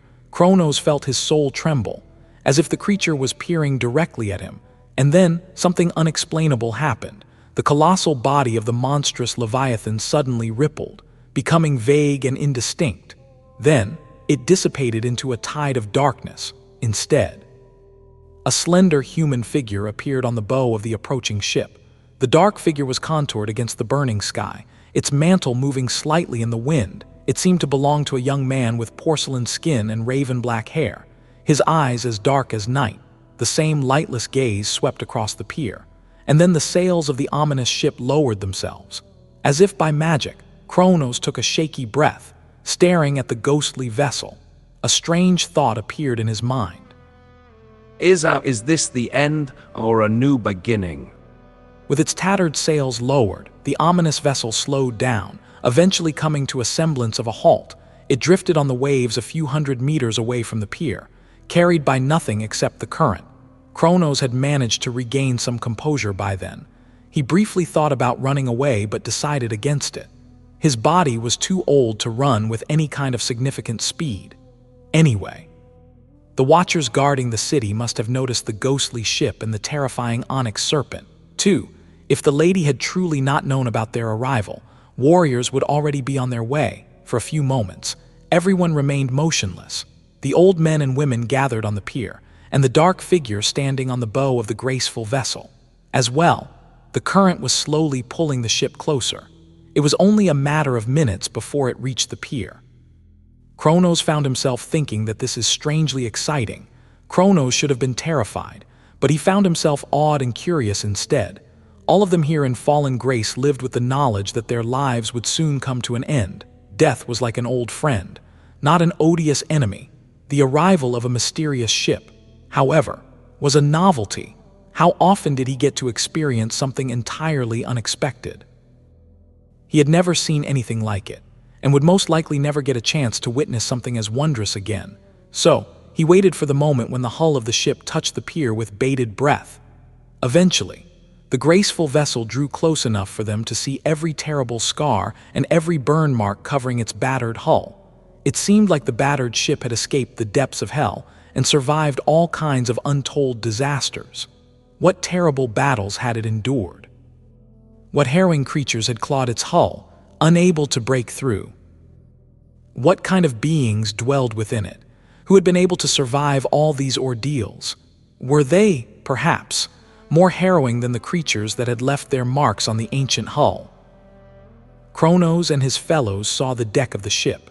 As well, stunned by the sight of a beautiful tree growing around the ship's main mast. That tree was vibrant and full of life, not at all like the grim vessel below it. It was much taller and robust than any tree growing in Fallen Grace. What's this craftsmanship? Kronos had never seen a vessel of such design, nor had he known of any shipbuilder who could have created it. The lines of the ghostly ship were elegant but unfamiliar. The small details of its construction were unlike anything that the river people would have built. They were also entirely different from how the Twilight people had built things, back before they were wiped out by the Defiled. The ghostly ship looked ancient and mysterious. Like all things passed down from the outsiders, suddenly, Kronos felt joyous excitement. He wondered if these people are. The ship smoothly approached the pier and halted just beside it, its bow softly touching the mooring berth, as the humans of Fallen Grace watched in stunned silence. 4 figures jumped from its deck onto the weathered wood. There were 2 humans in front, if they were really humans, and not deities. Kronos suddenly found it hard to breathe. The first one was the slender young man wearing a dark mantle, his porcelain face drowning in the shadows. His lightless eyes were like two pools of unfathomable darkness, cold and piercing. There was a crown of black metal resting on his head, shaped to resemble a twisting serpent. The other was a tall young woman with silver hair and calm gray eyes, wearing a white tunic. Her face was like that of a statue, beautiful and distant. She wore a crown, too, this one bright and adorned with a single radiant gem. When she appeared, it was as though the light of the seven suns had grown a little brighter. Kronos felt something move in his heart, and for a moment, his soul was grasped by a deep and unexplainable longing. The two were like night and day, mysterious and beautiful. The other two were like monsters. One was a towering knight that seemed to have been carved from onyx, her graceful armor both intricate and fearsome. The other was like an ogre forged from black steel, with hungry flames burning in the depths of his ferocious eyes. There was something hiding in the shadows, too. A dreadful presence that felt both elusive and terrifying. Everyone stared at the strangers, feeling dread, awe, and wonder. After a few moments of silence, the young man wearing the serpent crown took a step forward and spoke in a familiar language, his voice resounding across the pier. We have come from the far reaches of the future in search of fallen grace, the last bastion of the river people. We mean no harm, unless you do us harm. I am. At that moment, Kronos became sure of his suspicion. He said that there, and that they must be, with his heart beating wildly. He stepped forward and asked in a trembling voice, Am my lord and you, are you the children of Weaver? The young man glanced at him, making Kronos shiver under that piercing gaze of his. A hint of surprise appeared in the lightless eyes, but then disappeared, replaced by something that resembled satisfaction. Indeed, we are changing star and sunless, children of Weaver. His words were like an explosion for the old men and women gathered on the pier. Their fear disappeared, and instead, bright smiles illuminated their wrinkly faces. Of course, it's them. Praise the lady. Kronos couldn't keep the smile from appearing on his face, either as someone shouted that it's just like the lady foretold. Ah, I must have gone senile. Why haven't I realized sooner? He hesitated for a moment, then bowed deeply and spoke, trying to make his voice sound solemn instead of amazed and excited. It's our honor to meet you. We welcome you to Fallen Grace, esteemed guests. Then he straightened and added reverently, Lady Dusk has been awaiting you for a long, long time. I am definitely not imagining it. These people are weird. The citizens of Fallen Grace were indeed looking at Sunny funny. The frail old man in front of him was smiling with an odd mix of joy and terror, just like the rest of the elderly folks that had met them on the pier. They were simultaneously far too excited and far too scared, like a bunch of teenagers who met an idol for the first time. He could vaguely understand why they would be delighted. It seemed that Dusk had already been waiting for Sunny and Nephi's, after all, which was potentially a piece of good news. But where had the awe and terror come from? Well, maybe I shouldn't have shown up as a serpent. Sunny had thought that the river people would be accustomed to seeing creatures of all kinds, but maybe he was wrong. Still, there was a strange incongruity between the age of these people and how animated their reactions were. This whole city was strange. When Sunny and Nephi's had first seen it, both were tense and wary. They hadn't known what kind of welcome to expect and kept their guard up. Fallen Grace looked a lot like Weave, but also different. Painted by the crimson radiance of Dusk, it floated on the waves, stretching as far as the eye could see. It was much larger than the forlorn city of the followers of Weaver, and also more developed, feeling like a place with much deeper roots. There were more island ships, most paved neatly with cobblestones and carrying graceful, picturesque buildings. The islands were connected by rope bridges, with wide canals below. Slender gondolas with intricate patterns carved into their pale wood moved through them. Unlike Weave, there were no wind catchers here. Instead, there were sails of vibrant scarlet fabric stretched between the taller buildings, making the city look like a grandiose flotilla. The buildings themselves were built from white stone and pale wood, with crimson accents added here and there to liven up their scenic facades. Fallen Grace was like a flower of pure, immaculate white drifting between the ominous crimson sky and the blood-red waters of the great river.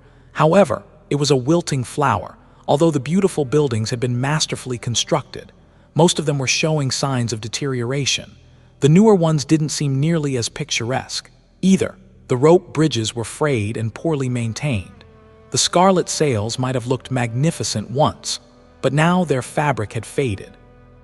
Its surface covered in patches and signs of makeshift repairs. Most glaringly of all, the streets of the city were too desolate. From what Sonny could tell, half of the buildings had no inhabitants, standing abandoned and empty. That felt deeply wrong. He had grown up in Northern Quadrant siege capital. After all, in a city surrounded by defensive barriers, space was deeply precious. And since there wasn't enough of it to go around, people like him were condemned to the outskirts. Even there, emptiness wasn't tolerated. Plus, the only people in sight were these old men and women. Where were the sailors? Where were the soldiers? Where were the awakened? Why was the chain breaker allowed to approach the city without being met by its guardians? Sonny found the situation very strange. Well, at least they aren't attacking us. That was a concern for Nephi's and him, which was why he had dove into the water as a serpent. He stared at the old man, trying to understand why the locals seemed to be growing paler and paler with each passing moment. Then, mentally shaking his head, he sighed and said, That's good then. We've been anticipating meeting Lady Dusk a great deal, too. Maybe they would finally receive some answers from the Last Sybil of the Estuary. Sonny hesitated for a moment, then asked bluntly, Your city defenses seem awfully lacking. Where are the warriors? Why hasn't anyone prevented our ship from entering your waters? The old man let out a nervous chuckle. Why would they? The lady would have warned us if there was danger. Since she didn't, there must be no danger, so. He paused awkwardly and added, Please don't worry, though. Someone will arrive shortly to escort you, esteemed guests. I am sure of it. Sonny and Nephi stared at the old man incredulously. So that was why Fallen Grace was ruled by an oracle, and therefore, its citizens lived by a completely different set of rules. Why post watchmen if any attack could be foretold in advance? It was something like that, perhaps. He wasn't sure he could really comprehend how drastic of a change such a life would be. Makes one wonder how the cities of the Sybils fell despite it all. Perhaps it was precisely because these people relied on the Sybils so much, and the Sybils, no matter how potent their prophetic powers were, couldn't have been omniscient, especially when there were more sinister powers at play. As Sonny was pondering these matters, there was a small commotion at the end of the pier. A dozen figures appeared, all wearing armor and wielding weapons. Their armor was white, with red sashes tied around the waist. The weapons, thankfully, were sheathed. The old men and women stepped aside to let the soldiers approach. As they did, Sonny was surprised once again. The warriors, each and every one of them, were as old as the group of people that had met them on the pier. The armor fit their shriveled figures badly, and they seemed to struggle under the weight of their weapons. Nevertheless, the old soldiers tried to maintain dignified expressions. There was fire in their eyes. Still, the leader of the squad, an ancient woman wearing an open helmet with a red plume, bowed deeply and then saluted with a trembling hand. Welcome, children of Weaver. It's my honor to witness the day of your arrival. I will take you to the lady, please. The old woman made a gesture, asking them to follow. Sonny studied the old woman's armor, hesitated for a few moments, then looked at the chain breaker with doubt. He felt rather impatient to meet Dusk of Fallen Grace, but reminded himself to keep calm and take it one step at a time. We've yet to moor our ship. The old warrior bowed again. Everything will be taken care of. These ancient soldiers didn't seem like much of a threat. The old woman was an awakened, but the rest were mundanes. Sonny had no doubt that he would be able to escape any ambush or trap they could potentially lure him into, and it didn't even seem like there would be a trap. Sonny muttered, "How convenient." Still, he didn't like the idea of leaving their only means of escaping Fallen Grace behind. That said, if Dusk had really anticipated their arrival, wouldn't she have also anticipated his reluctance? If she knew that he would be wary of a trap, wouldn't she have been able to construct a trap insidious enough to fool Sonny? Suddenly, he was full of apprehension. Sunny had mostly been blessed by finding himself on the right side of people with prophetic powers. Now that he was about to meet an unfamiliar oracle, though he fully realized how terrifying of an enemy one could be, he whispered, "Damnation." His unease wasn't helped one bit by the fact that he had actually already met Dusk of fallen grace once. In a way, there were deep scars left on his psyche by the terror of 1049. Whatever, what else can we do? Demand that she comes to meet us here on the pier. After exchanging a glance with Nephi's, Sunny shrugged and followed the group of soldiers deeper into the city.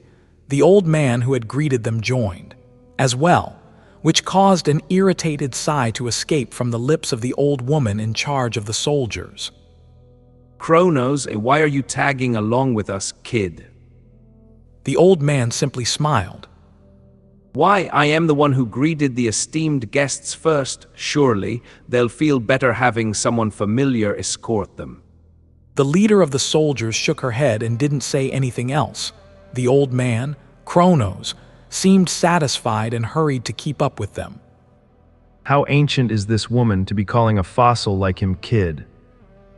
As Sunny was escorted through fallen grace, he couldn't help but look around with a somber expression.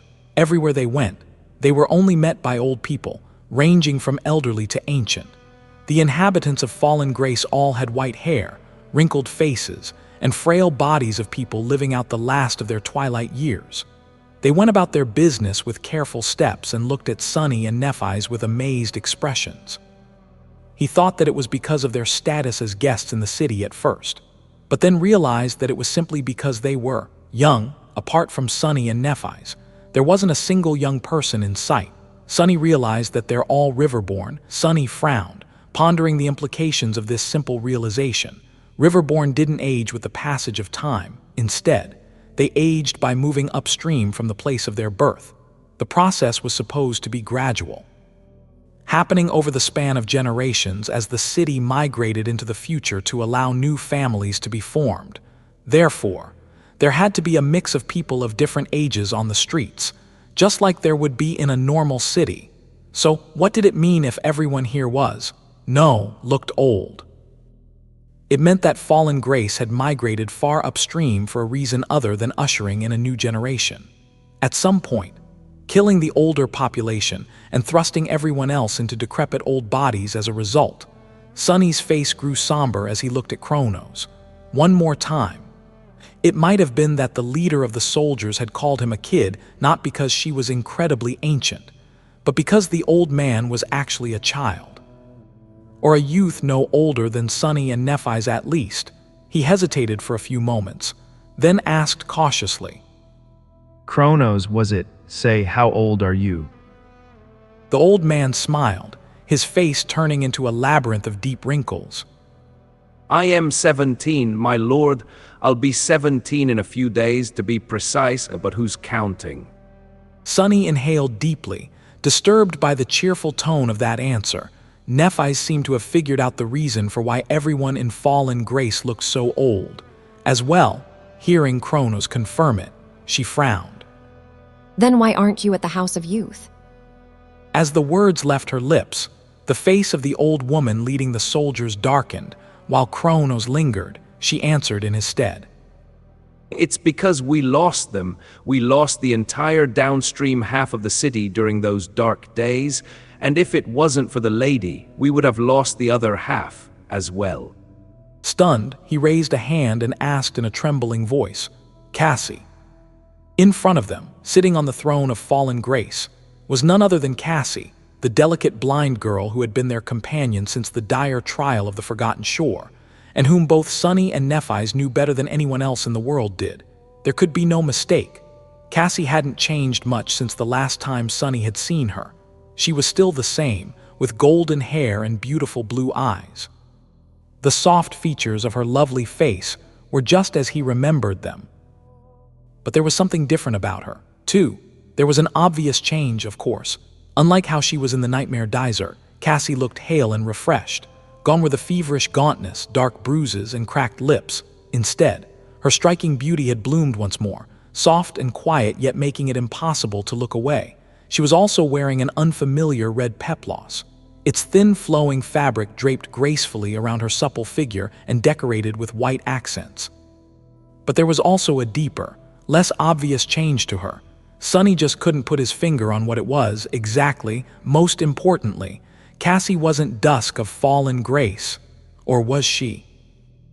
He suddenly felt a chill. He whispered the name, Cassie, at the sound of his voice. The blind girl slowly turned her head and looked down from her throne. Even Nephi's, who rarely allowed surprise to show on her face, seemed dazed. She stared at the young woman who was, or at least looked like their friend, silently, a storm of emotions hiding in her usually calm eyes. The next moment, however, tension drained from her gaze, replaced by profound relief. It was because Cassie smiled. Her wide, radiant smile set their hearts at ease. It was a smile they knew. Sunny heard her familiar voice say, "Sunny, Neph, you're finally here." The familiar sound and cadence of her familiar voice were just as they had been before. As well, Sunny slowly exhaled and felt a strong desire to lean on something.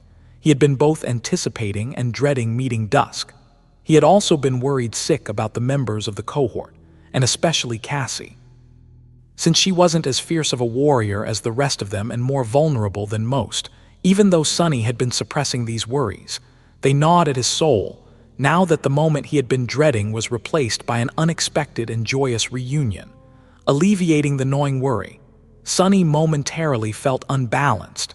Then, a million questions flooded his mind. Why is Cassie here? Where is Dusk? Could Cassie have taken the role of Dusk in the nightmare? Wait, then what about Torment? Why was she sent so much further downstream than Nephi's and I were? How long has she been here? Where are the others? How? Sensing that he was on the verge of spiraling, Sunny forcefully put those questions aside. He would be able to ask them all to Cassie, anyway, as soon as they were able to talk freely. As if reading his thoughts, the blind girl turned slightly and smiled at the soldiers who had escorted them into the temple. They looked at her with intense devotion, then lowered their gazes and bowed.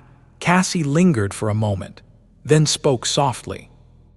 "The children of Weaver are here. Please leave. There are important matters I must discuss with them alone." The old woman leading the soldiers looked up in protest. My lady, it might not be safe. The blind girl chuckled. "I know, child, I know more than most, remember." The elderly soldier looked away in embarrassment. Recalling who she was talking to, she hesitated for a moment, then bowed her head. Forgive me, my lady, I acted out of line. Cassie shook her head. "No need to apologize. You only spoke out of sincere concern for me. Go and feel at ease. I also know these two. They won't harm me." She paused for a moment and added, "And you, Kronos, don't think I don't know you're hiding behind a column. Brat, you go as well." An awkward cough resounded from somewhere behind, and the elderly teenager appeared in sight, scratching the back of his head. I was just enjoying the splendor of the temple. Sorry, my lady, I seem to have gotten carried away. Under Cassie's unseeing gaze, Kronos and the soldiers backed away and left the three of them alone. Or so it seemed, after the initial shock of the unexpected meeting receded. Sunny noticed two people standing in the shadows of the throne. Both of them ascended. They were an old man and an old woman, dressed in ceremonial robes. The woman wielded an unsheathed greatsword, while the man held a crimson silk cord in his hands. Tracing his gaze, Cassie let out a quiet sigh. "These are my guards. Don't mind them. They're deaf and won't hear us." Sunny was strangely disturbed by these words. Why did Cassie have two deaf guards? The whole situation somehow seemed eerie. At that moment, Nephi's finally spoke. Is that old woman a teenager as well? Are all your troops composed of children? The blind girl blinked a couple of times, bewildered, then shook her head. "No, she's a few hundred years old." Sunny tilted his head, stumped. And then why did you call her a child? Cassie remained motionless for a while, then sighed deeply and lowered her head. Her voice sounded strangely hollow when she spoke, the words echoing across the white hall. "It's because I've been waiting for you two for a long, long time." In the silence that followed, both Sunny and Nephi's froze. The terrible implication of what Cassie had said slowly seeped into their minds, making them realize that. At that moment, the blind girl's shoulders trembled, and she suddenly exploded into bright laughter. Oh gods, sorry, I just couldn't help myself. I really did wait for a while, about a year, I think. I imagined this day a lot, and so I just couldn't resist making this joke. Sunny and Nephi stared at her, stunned. Juan, what the hell? Who makes a joke at a moment like this? His eye twitched. He asked in sudden realization. Wait, did she say a year? It had been less than 3 months since Sunny and Nephi's entered the nightmare. So, the time storm did indeed mess up their perception of time, just not as direly as they had feared. Cassie, meanwhile, had gotten such a good laugh at their expense that tears appeared in the corners of her eyes. Her hands had been laying on her knees before. Now, she raised them to wipe the tears away. And when she did, Sunny heard a familiar sound. It was the rattling of chains. There were golden shackles wrapped around Cassie's slender wrists, and a golden chain connected them, wiping off her tears. The blind girl looked up with a smile and blinked. It seemed that she had noticed their confusion. Cassie frowned a little, then touched her shackles and sighed. You guys don't know much about the Sybils, yet right, I should explain. She lingered for a moment, then glanced briefly at the 2 deaf masters behind her. One held an unsheathed sword, the other a silk cord. Her expression remained calm and relaxed. When I said that these 2 are my guards, I didn't mean that they guard me against danger. Instead, they're guarding the city against me. Nothing about the situation made sense. Sunny and Nephi's tentatively came to terms with the fact that Cassie had replaced Dusk of fallen grace. But now they were struck by yet another revelation. Sunny didn't know why the blind girl was shackled yet, but his mind had already entered a state of battle readiness. Just in case, not showing any emotions, he briefly glanced at the 2 deaf guards. The sword and the cord they wielded were suddenly much more sinister. If the guards were meant to protect the city from Cassie, then the sword was meant to cut her down, while the cord was meant to strangle her. How strong can these old masters be? Sunny was mentally calculating the swiftest way to kill them guards when a sudden thought sent a chill running down his spine. His first impulse had been dictated by the deeply ingrained desire to protect Cassie. But why were the guards there, in the first place?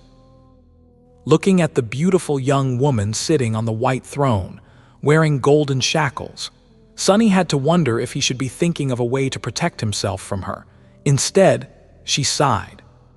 You don't have to worry, I am not in danger, nor do I represent danger. It's just that, well, it's a long story, I'll explain, but first. Standing up, Cassie smiled and descended from the dais. Let me climb off that throne. It feels really odd to be looking down on you from up high. She approached them with light steps.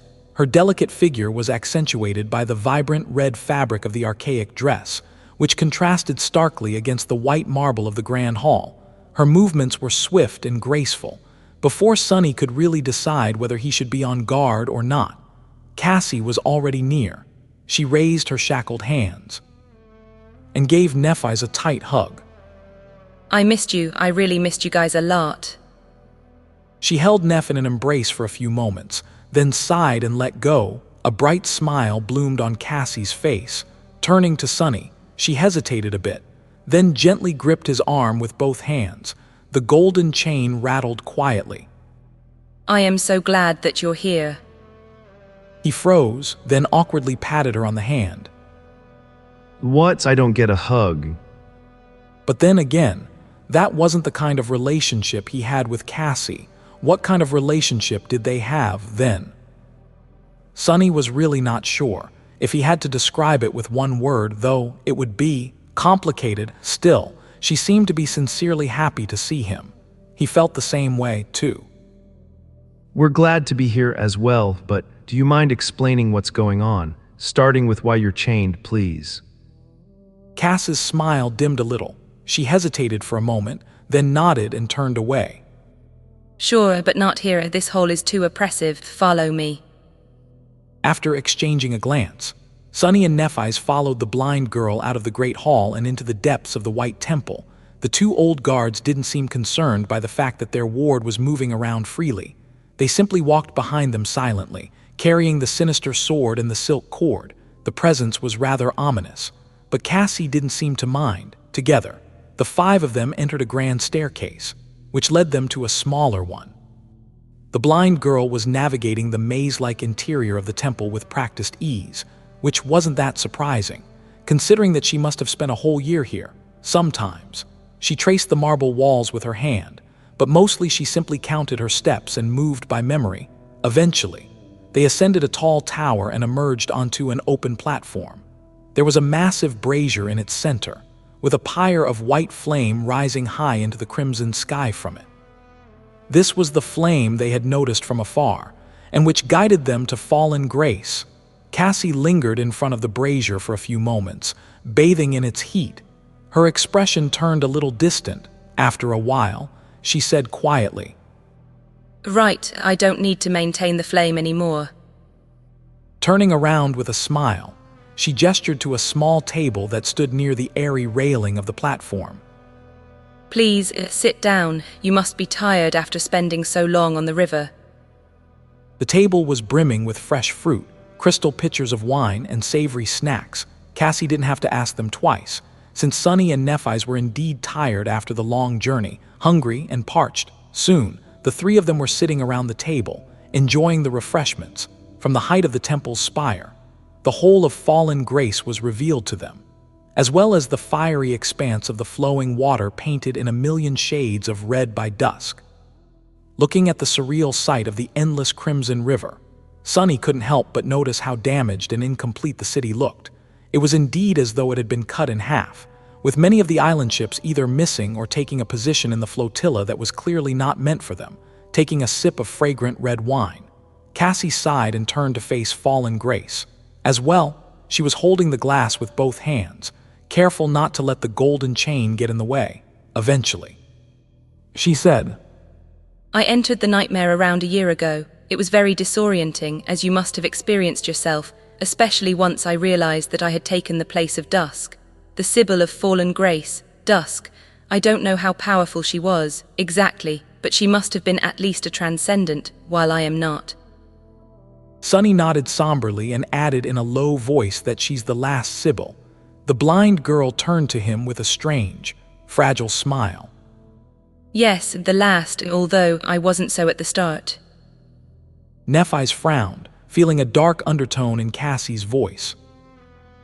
Wasn't so? What do you mean? Cassie remained silent for a few moments, her face turning solemn. Then she said, "The Sybils were oracles once. The revelations they received came from the guards, but then the guards grew silent, and, one after another, the Sybils turned to another source of knowledge, the estuary. What revelations do you think they received from there?" Sunny suddenly paled. The runes describing the shroud of graceless dusk resurfaced in his memory. Sunny suddenly paled and said, "Wait, no way."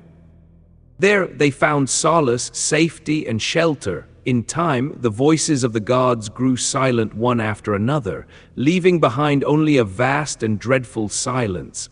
That was how the Sybils embraced the estuary, and that was how they fell. He looked at Cassie somberly and said, his voice slightly hoarse, "The defilement." The blind girl nodded sadly. "Yes, the defilement spread from the estuary, consuming Verge, the city of the Seekers, and from there, the Defiled slowly moved upstream, threatening to devour all other settlements on the great river. The Sybils and their people waged a war against them for a long time. Eventually, most of their cities fell. Some fell to the Defiled, but not all." Her beautiful face looked forlorn for a moment. Cassie sighed. "The Sybils were truly formidable at the height of their power. It was no coincidence that they had managed to guide their people through the horrors of the Doom War and enter the tomb of Ariel unharmed. Even the Defiled found it difficult to conquer the cities reigned by the Sybils. How would they not, if the defenders knew the secrets of the future?" She paused for a moment and took a small sip of the wine. "But the very thing that gave the Sybils power ended up becoming their undoing. The most stalwart cities, they fell to the Sybils themselves, because they were corrupted by the glimpses of the estuary and succumbed to the defilement, letting the rot spread from within." The blind girl sighed again, then shook her head. A year ago there were 3 Sybils in fallen grace. One was already defiled and entombed in her temple. Of the other 2, Dusk was the junior, the senior Sybil. She had hidden the signs of corruption from everyone until it was too late. The day she lost control was the day I took Dusk's place. She lingered for a moment and gestured to the city below.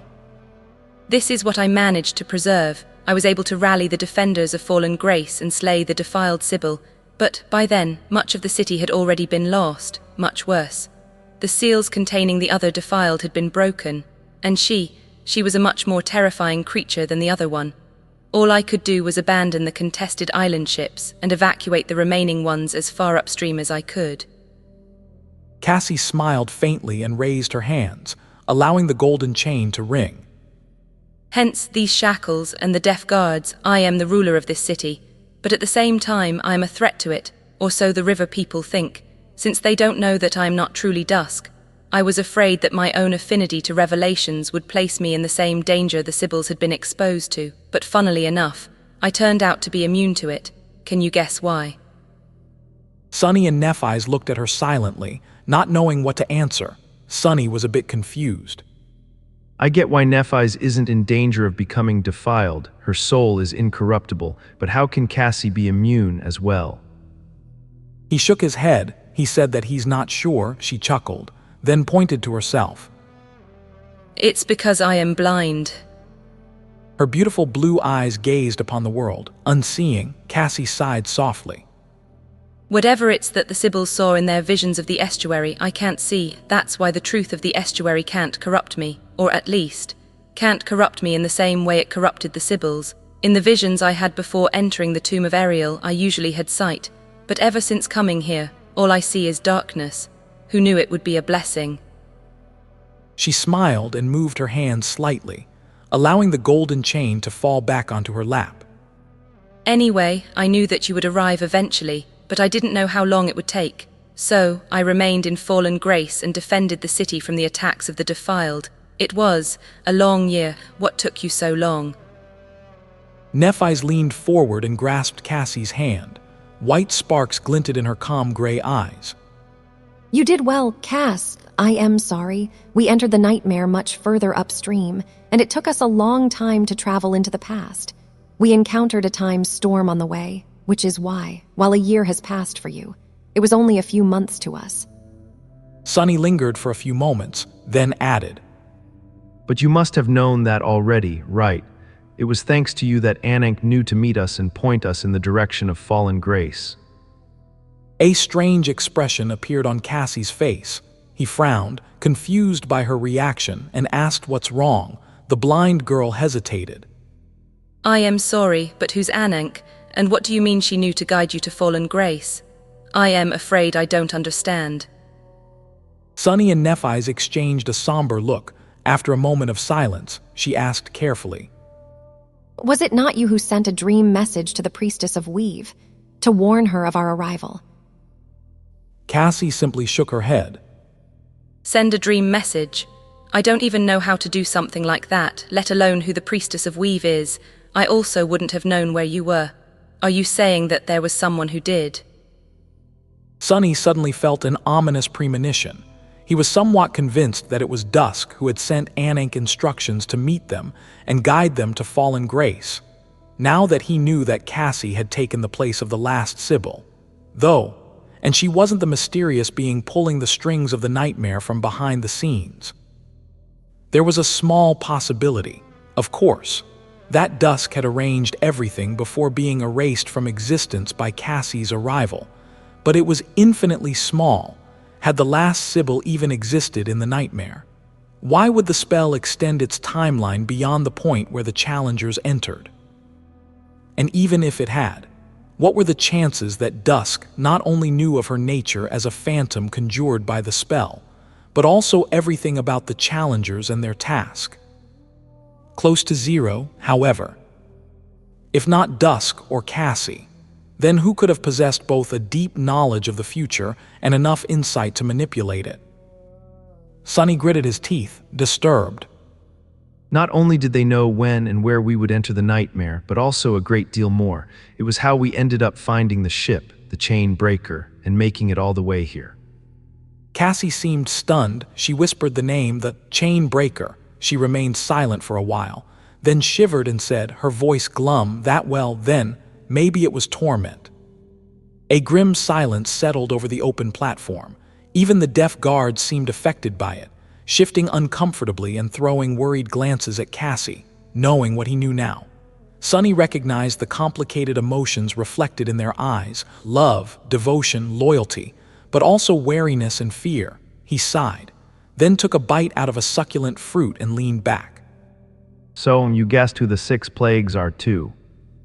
Of course, she did. Cassie always knew more than them, even if she kept it to herself. The blind girl nodded slowly. I did who there, but not how there. The great river is a strange place. Many things that shouldn't be possible anywhere else are possible here. She frowned. The 6 plagues, I had to learn a lot about them. Since they're the main threat to fallen grace, it was hard not to draw conclusions in the process. Strangely enough, though none of them participated in the attacks on the city during the year I've spent here. Nephi's looked at her somberly. Were you serious about what you said? That torment might be responsible for us coming here. Cassie hesitated for a few moments, then shook her head. Not really. She strikes me as someone far too wild and damaged to come up with such an intricate scheme. She's dangerous, though, after the Dread Lord, she has to be the most dangerous of the plagues, simply because of her foresight. So there was no answer after all. Sonny was still unable to learn who it was that had been manipulating the nightmare.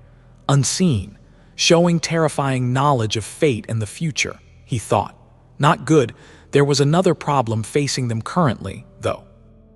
Meeting Dusk might have turned out entirely differently from how Sonny and Nephi's had imagined it, but their overall goal remained the same. They had to conquer the nightmare. But first, they had to find the members of the cohort. Their last theory was that each challenger except for Nephi's had been sent into the body of a powerful defiled champion, who might or might not have been the future version of themselves, regardless of the true identity of the 6 plagues. That theory had been proven wrong now. After all, Cassie was right here in front of them, in place of the Last Sybil, Dusk, not torment, which meant that they had no idea where the other members were, and since it had already been a year since the nightmare started. Sonny felt intense worry gnaw at his heart. He told himself, no, don't think about it. Looking at Cassie, he hesitated for a while, then composed himself and asked, You said you knew that would arrive eventually. The blind girl nodded. Yes, I saw us meeting in a vision, or rather felt it. Sonny took a deep breath. Then what about the others? Do you know where they're? There was one more question that he had but couldn't bring himself to ask. He hesitated and then asked, Are they alive? Cassie suddenly smiled. The melancholy shrouding her features was vanquished, her face illuminated by that smile. She said, Yes, of course. She froze, then coughed awkwardly. They're alive, sorry. Right, I should remember who I am talking to. The blind girl was more than capable of answering questions that hadn't been asked yet. Her smile dimmed a little, and Cassie sighed. I haven't wasted the whole year doing nothing, apart from making sure that fallen grace isn't conquered by the defilement. I also tried to learn as much as I could, about the world, the tomb. I also tried to find the others, of course. Nephi's leaned forward, a hint of excitement in her eyes. She asked, and the blind girl hesitated. I managed to determine their locations. Effie and Jet are together. Here it's. Suddenly, a small shadow fell on the platform, and a familiar crow landed on Cassie's shoulder. It stared at Sonny with an aggrieved expression, and then cawed loudly, Sonny. Sonny! It was Jet's crow echo, staring at the bird with excitement. He asked. They're here in fallen grace. The crow suddenly looked crestfallen. It shook its beak slightly, then cawed sadly, Stuck. Both Sonny and Nephi's looked at Cassie, worry apparent in their eyes. She sighed. They're alive and together, but they're caught in a dangerous zone of the Great River, unable to escape.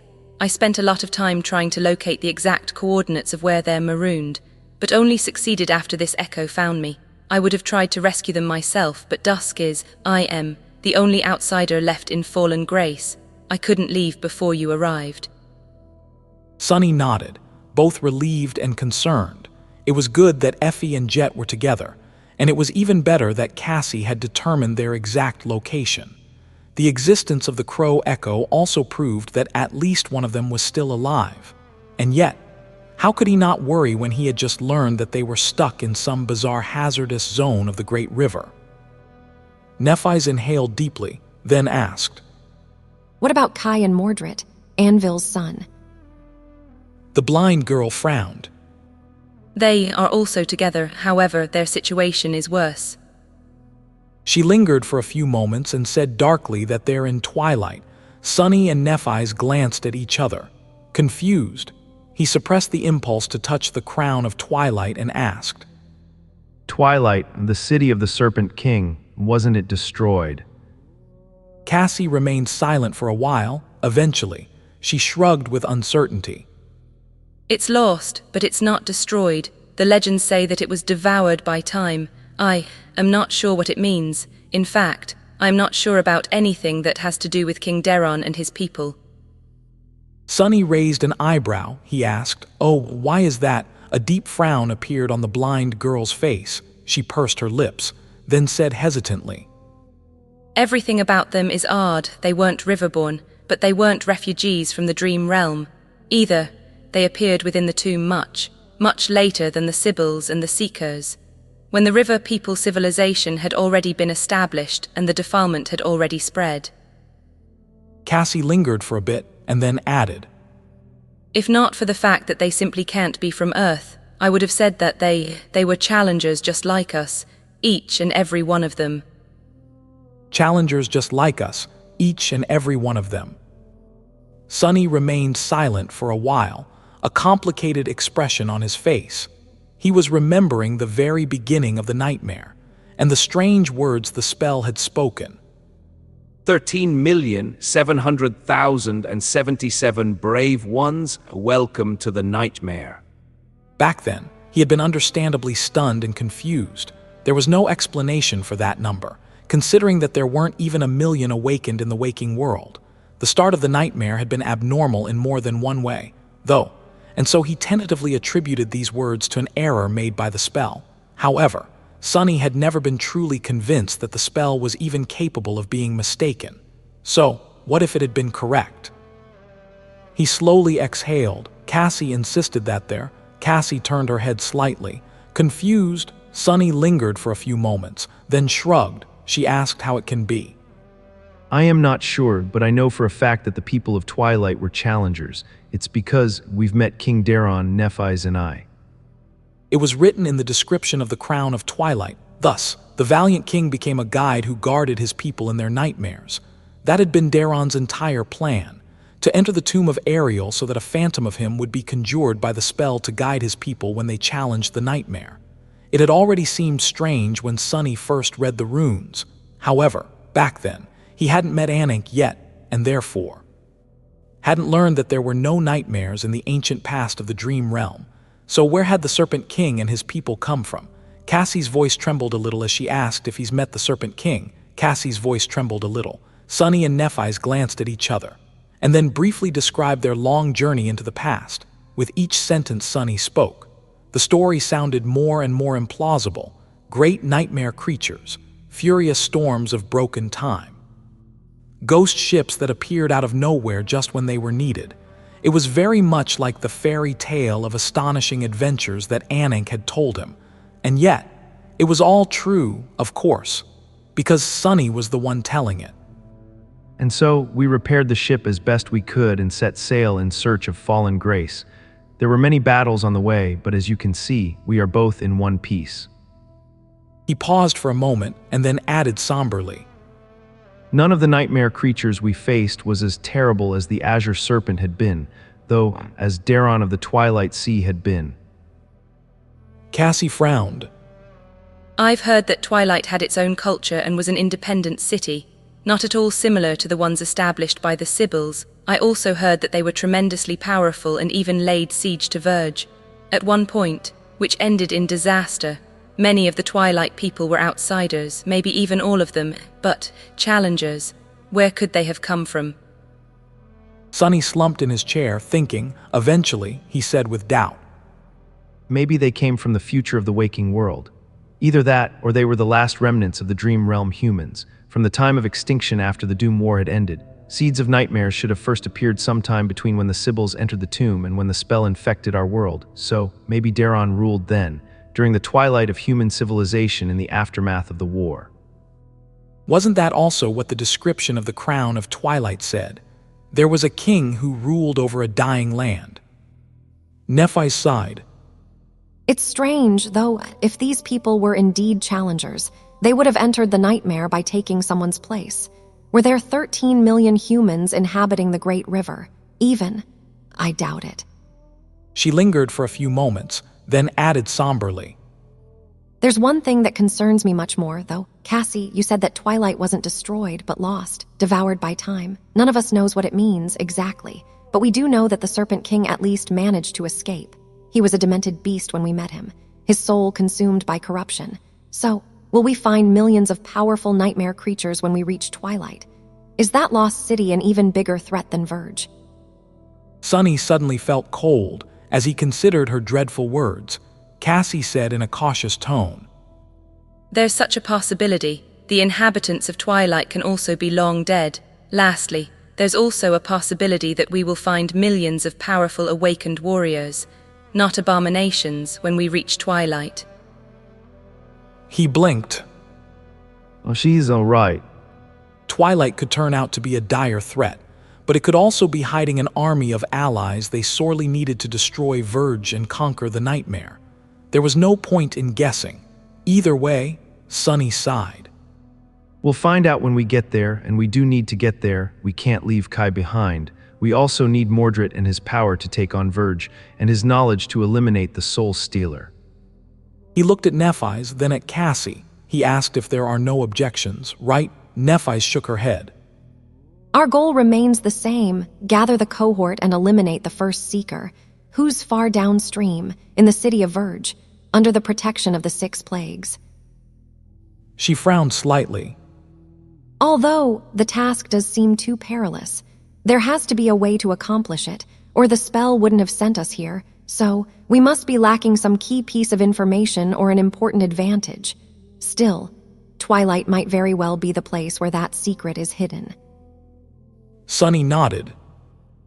So we're in agreement then. Let's go fetch Effie and Jet first, then sail to Twilight to retrieve Kai and Mordred. When everyone is gathered and we've learned everything there's to learn, we'll attack Verge. Cassie remained silent for a few moments, then said quietly, I agree, however, we must not forget one crucial detail. Her beautiful face turned solemn. I doubt that the 6 plagues will just remain idle and allow us to gather forces. If they're truly the future versions of ourselves, they must already know what our next steps will be.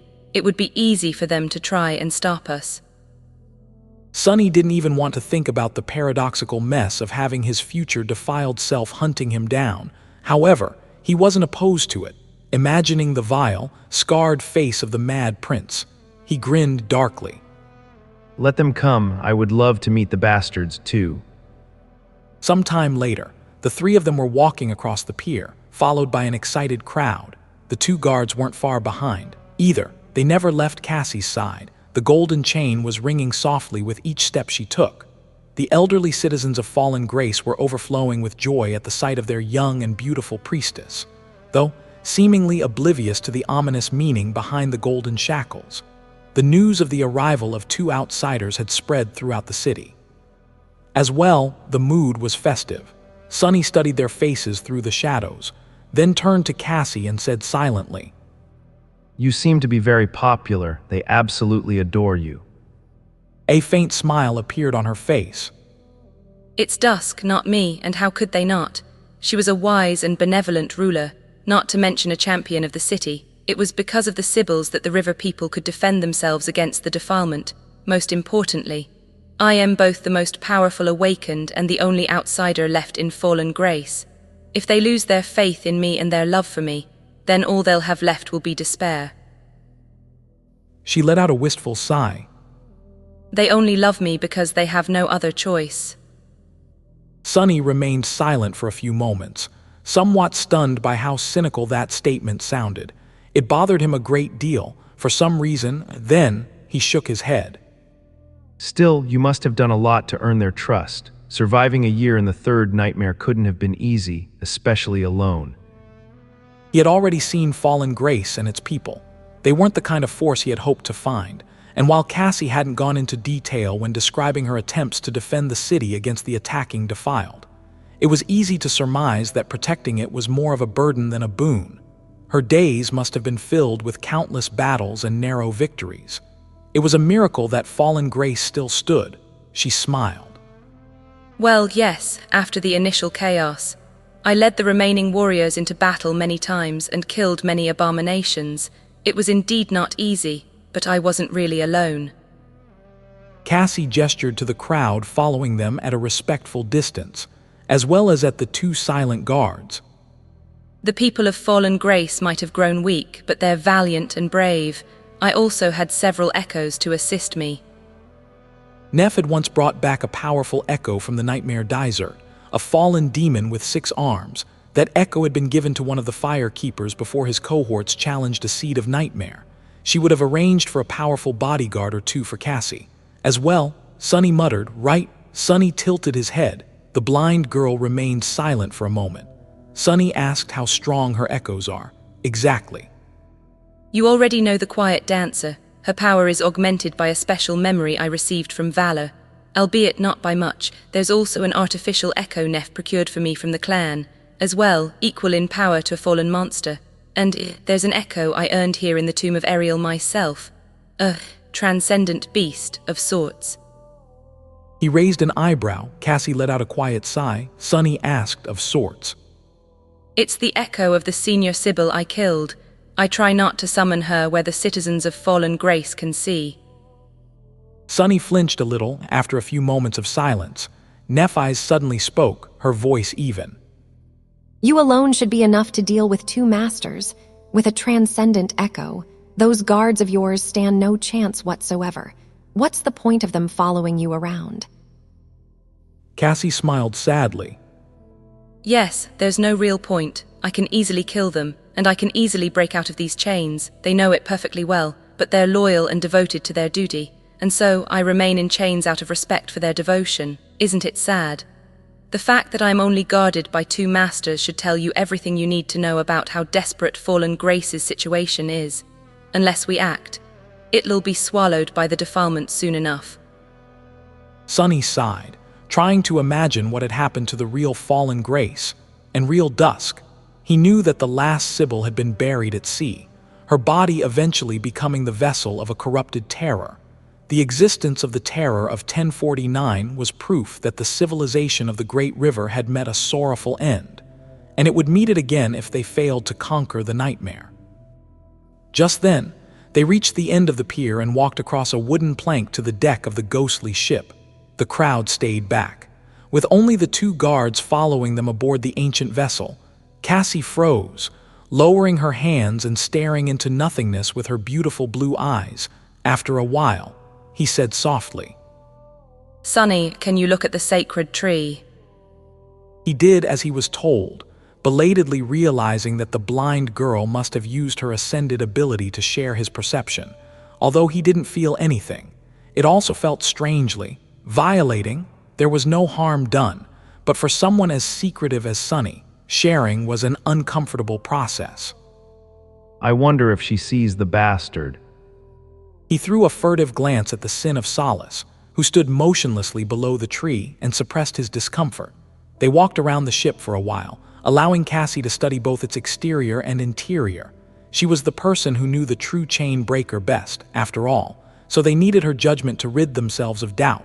Eventually, the blind girl stopped near the sacred tree and gently placed her palm on the white bark. After a few moments of silence, she sighed and turned to them.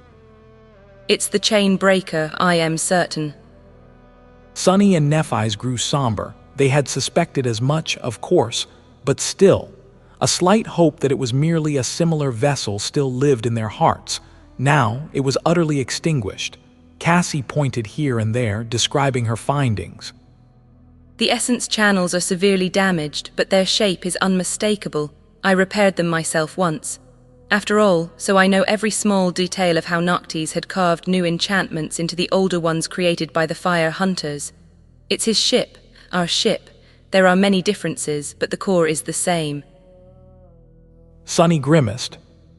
But how the hell can it be here, and how did we end up finding it? The blind girl hesitated, then somberly shook her head. She said that she can't answer. He closed his eyes, then rubbed his face tiredly. What the hell is going on? What the hell has been going on from the start of this damned nightmare? There are too many unexplainable things. Sunny's tolerance for mysteries was at its limits. Cassie lingered for a few moments, then suddenly spoke. I can tell you one thing, though. Both Sunny and Nephis looked at her. Waiting, she pointed to the deck below her feet and smiled. I think I can repair the enchantments again, if you give me some time. The chain breaker will be able to fly once more. The news that the chain breaker could be restored to its former, future glory was a welcome one. However, it was going to take time for Cassie to repair it. They were also going to need a lot of materials, as well as plenty of help from the locals of Fallen Grace. There were experienced shipbuilders among them. Sunny and Nephis had only patched up the ancient vessel well enough for it to not sink immediately, but there were a lot of things they weren't able to achieve. Now, the situation was different. Just repairing the hull and the decks was going to take a few weeks. After that part was done, more intricate work would start. Cassie was going to have to restore the runic pathways that made the enchantments of the flying ship work. That sounded like a lot of time.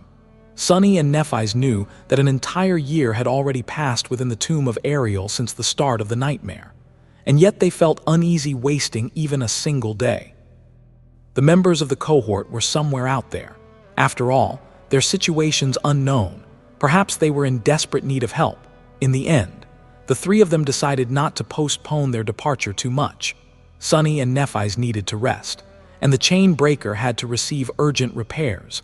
But since Cassie would be able to work on the enchantments alone, they were going to leave Fallen Grace as soon as the work on the damaged portions of the hull was finished, which left them with maybe 2 weeks of peaceful time to recover and prepare themselves.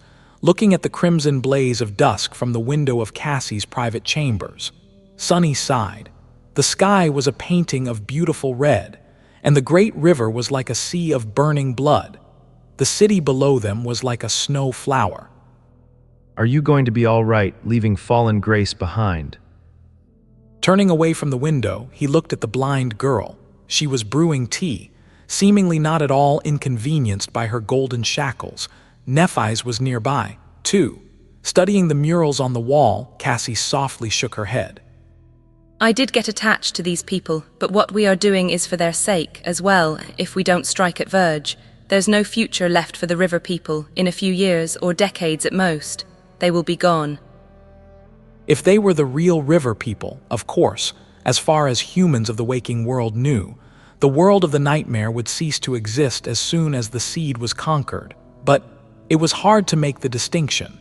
Sunny had never been able to, at least. He walked over to the table and sat down. Do they understand that? Will they let you go? The two guards were standing just outside the door. Even though he couldn't see them, he could feel their shadows. Cassie lingered for a few moments, pouring the tea into beautiful ceramic cups. They will, I'll explain it well, don't worry. Come, let's have some tea. Nephis pulled her attention away from the murals and joined them at the table. Her face was calm and composed. Raising her cup, she hesitated for a bit, then said in an even tone, I haven't had a chance to say it, but I missed you too, and I am glad that we found each other, too. She looked at Cassie, then at Sunny. Her gaze lingered on his face for a few extra moments. Then, Nephis took a sip of the fragrant amber liquid and smiled faintly. She said that it's like the good old times. Sunny was considering saying something heartfelt as well, but then surrendered to the embarrassment of showing his true feelings and pretended to choke on his tea instead. Good, which times exactly are you calling good? The time when I got skewered by a carapace centurion, or when that damn tree mesmerized us, or when we were attacked by that depth dweller while crossing the dark sea at night? Nephi's remained silent for a few moments, then nodded. She said, yes. He stared. If that's her idea of a good time, I'll be damned, that actually explains a lot. Sunny felt sorry for the guy who would take Changing Star on a date one day. As he did, the Sin of Solace laughed derisively. Self-pity. Shut the hell up. He threw an angry glance at the sword wraith, then shook his head. Who was he kidding? Sunny had felt nostalgic about the simple days of surviving on the Forgotten Shore many times. The hell of it had also been like a dark paradise for him. Looking through a shadow, he studied the three of them, Nephi's, Cassie, and himself. He whispered, gods. Each one of them had changed so much. They were practically unrecognizable. And it wasn't even because of how much their appearance had been transformed by the awakening and the ascension. Back then, Sunny had been a powerless street rat who only cared about himself and how to keep his secret. Cassie had been a sweet, but helpless girl. Broken by the severity of her crippling flaw, Nephi's had been an isolated young woman who didn't know much about the world, except for the fact that she was going to burn it to the ground. Sunny said, look at us now. The scrawny kid from the outskirts was gone, replaced by a fair young man with eyes so cold and dark that it was easy to cut yourself on their chilling gaze. The helpless girl was now a beautiful young woman whose softness concealed unwavering will and ominous power. Nephi's had changed the most, perhaps learning too many bitter lessons. Their names were known across the world, and they had long lost count of all the powerful abominations cut down by their blades. Fallen, corrupted. Even great devils, terrors, even titans. There had been humans, too, awakened, masters, and even saints. Who would have thought that 3 teenagers that had met in the Crimson Labyrinth would be drinking tea in a hidden world created by a demon one day, resting before setting sail to wage war on an entire city of nightmare creatures? Sunny took a sip of his tea and shook his head. He mused that life is sure funny sometimes. Still, it was damn good tea. He hesitated for a while, and then said awkwardly, I might have missed you, too. I am glad that the 3 of us are once again together. The great river flowed endlessly. Somewhere in the future, the ruins of Weave drifted empty and silent, with no one left to witness their inevitable march toward destruction. Somewhere in the past, the city of Verge stood, harboring the hidden horrors of the defilement. There was twilight, too, mysterious and dreadful, lost to time, but here in fallen grace, the days were peaceful. The work on the chain breaker started soon after Sunny, Nephi's, and Cassie finished their tea. He visited the piers to observe the repairs, but there was really no point. The elderly citizens of the last human city knew how to tend to a ship much better than he did, and even though their bodies were ancient and frail, there were still some awakened among them. Their physical strength solved many problems, so Sunny didn't need to help. The best he could do wasn't get in the way, knowing that there were many battles ahead. He dedicated his time to preparing as thoroughly as possible. Cassie and Nephi's were doing the same. The latter was practicing her swordsmanship without rest, while the former, actually, Sunny wasn't entirely sure what their blind oracle was doing. She spent a lot of time arranging measures to keep Fallen Grace safe in her absence, but also made a point of sparing as much of it as possible for him and Nephi's. They had meals together, toured the city, and held long strategy meetings. He was happy because the 3 of them were together again, but it was also a bit strange. Cassie had spent an entire year in the nightmare, which meant that she was older than Sunny by a few months now, making him the youngest in the cohort. He had treated her as a little sister once, at the start of it all, so it felt odd to suddenly be the one who was younger. But then again, age was such an abstract thing, especially so for the awakened. Sunny himself had spent an unknown length of time in the dream prison created by nightmare. Even though he had forgotten most of that cruel trial, his soul still remembered its scars. Speaking of nightmare, the dark destrier was his main priority for now. Sunny had been unsure that he would be able to create enough memories to help his steed ascend before departure from Fallen Grace. but he was pleasantly surprised to have been mistaken. There were two main reasons for that. The first one was that Cassie had opened the treasury of the temple to supply him with the few soul shards he lacked. The second one was the Crown of Twilight. Its legacy of Twilight enchantment greatly enhanced the rate with which Sunny regenerated essence at dawn and dusk, here in Fallen Grace, though dusk lasted for nearly the entire day, interrupted only by a brief and fleeting night. As a result, his reserves of essence had become nearly inexhaustible, which was a good thing for more than one reason. The three of them were destined to visit the lost city of the Serpent King. After all, Twilight was situated at the opposite edge of the Great River, where it was almost always dawn. Sunny was certain that having a boundless amount of essence at his disposal would come in handy, no matter what dangers they were going to face there. For now, he concentrated on weaving memories to feed nightmare above all else. The counter of shadow fragments was rising with each day, so was the counter of nightmares the tenebrous steed had subjugated, at a speed much greater than ever before, maybe because of the nature of the tomb of Ariel, but much more importantly, because of the river people in the waking world. His shadow had very few ways of collecting nightmares. It was because the dreams of mundane humans were powerless, while awakened never dreamed. It was only masters and abominations that could supply his shadow with suitable dreams to subjugate, but awakened of the dream realm, and therefore, the river people of the tomb of Ariel were different from those infected by the spell. Their souls didn't travel between worlds when they slept, and so nightmare could invade their dreams and conquer their fears. As a result, the citizens of Fallen Grace enjoyed strangely blissful sleep during these days, while his shadow received plenty of nightmares to add to his swarm. At this rate, Sunny didn't know what would happen first, the Black Steed's ascension or return to full power as a terror.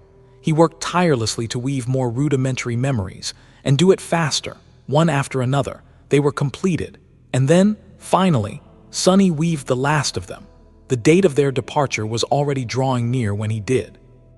Hidden in the spacious chambers Cassie had arranged for him within the temple, Sunny slowly dismissed his 4 shadow arms and put Weaver's needle down.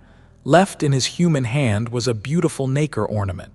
What made it look so tantalizing wasn't the colorful sheen, though, but the ethereal weave hiding behind it. It's done. Sunny exhaled slowly, then dismissed the ornament and stretched. He thought, I did it. He felt both tired and exhilarated. Nightmare only needed one more transcendent memory to reach ascension. And now that memory was complete. Standing up, Sunny looked at the crimson sky beyond the window. The night had already passed, which meant that his shadow should have returned to its post these days. The Black Steed was usually hiding in the shadows near where the chain breaker was being repaired, guarding the workers on his orders. I better go visit him right now, then. As Sunny contemplated how much stronger Nightmare would become as an ascended terror, a swift shadow fell from the sky and landed on the windowsill. It was Jet's crow. The small bird jumped a couple of times, then stared at him angrily and cawed, Stuck, stuck, he sighed. I know, Crow Crow, we'll go get your master soon. Hey, I want to see her too. Just wait for a few more days. The echo had been hanging around him a lot, perhaps out of familiarity. Whenever Sunny was tired from weaving, he would study the small avian creature and try to appease its impatience. Suddenly, a smile appeared on his lips. But first, do you want to come find Nightmare with me? The bird tilted its head and stared at him with its round eyes. Then it opened its beak and cawed, Horse. Horse, Sunny chuckled. He said, Yes, the horse, come on. Let's try it again. With that, he dissolved into darkness and manifested himself back into tangible form. This time, Sunny didn't recreate his own appearance, instead shaping himself into an entirely different and smaller creature. A few moments later, 2 crows, one black, the other even darker, as if made of shadows, flew into the crimson sky. Sunny was flying through the crimson sky above Fallen Grace. His black feathers were moving slightly in the wind, and his wings rose and fell with a relaxed cadence. His flight was somewhat awkward, but he didn't plummet to the ground, at least like the previous time. He had, of course, assumed the form of a crow after mastering the 4th step of shadow dance. Learning a new form had become much easier for him, so he had spent the last 2 weeks doing just that.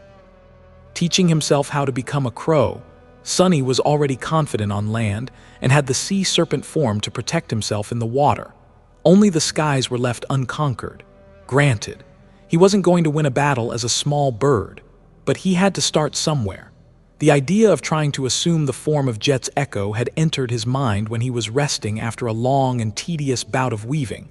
Yes, Sunny had plenty of essence and more than enough soul shards to accomplish his goal, but even his patience wasn't limitless. He needed to take a break from time to time and distract himself from the rote process of creating rudimentary memories. During one such break, the persistent crow visited him once again to caw about how Jet was stuck, staring at it. Sunny remembered that he hadn't yet made use of his improved ability to shadow various creatures better. The desire to fly across the vast sky stirred in his heart, who said that only Kai was allowed to zip around in the air. So that was exactly what he had done. Staring at the talkative bird, he tried to teach himself its form, which ended up being just as hard to achieve as turning himself into a giant sea serpent. The body of the crow itself was much smaller and simpler. The problem was that Crow was an echo and thus not truly alive. So, Sunny met an unexpected obstacle. Shadow dance wasn't that effective against things that weren't alive. In hindsight, he should have known that it would be like that. Thinking back to how he created the form of the onyx serpent, and even further into the past, to the days of learning battle styles from his adversaries, Sunny realized that there were two components to shadow dance. One was purely physical, the other was much deeper and more fundamental, concerning the essence of a being, its mind, its spirit, its very soul. Echoes didn't really possess any of these things, so he was left stumped for a while. In the end, though, Sunny still managed to turn himself into a copy of the crow. It had just taken him much more time and effort than he would have expected, and he didn't stop having trouble with the new form after mastering it. Possessing the body of a bird was one thing, but actually moving like a bird was an entirely different issue. Since Sunny had never flown without the help of enchantments before, he had to learn everything from scratch. The first time he turned into a crow, he proceeded to fall on his beak after the simplest hop, a few dozen times in a row, all under the perplexed gaze of the befuddled echo. Nevertheless, he was flying right now. It was a rather exhilarating feeling.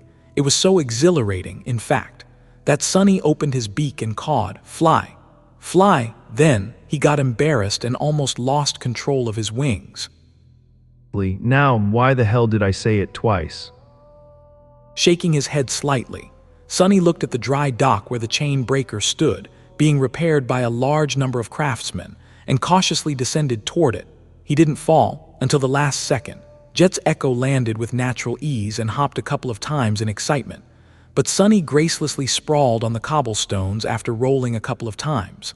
Sighing internally, he let the form of the crow dissolve into a formless shadow, then emerged from it as his human self. He groaned, "Ouch, there's still room for improvement." Being a human felt cumbersome and boring, but he was also slightly shocked by the ferocious strength hiding in his slender, pale body. Damn, I've only been a crow for a minute. Looking around, Sunny tried to find the shadow in which Nightmare was hiding.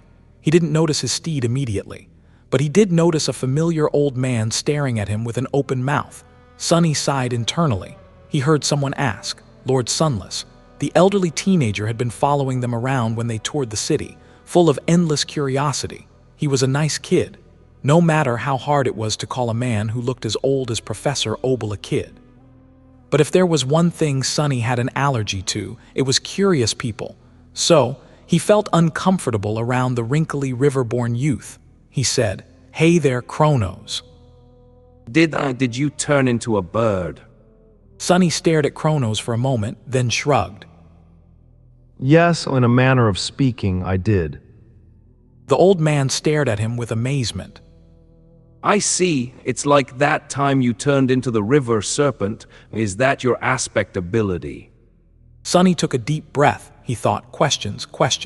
He had to remind himself how sad the kid's situation was.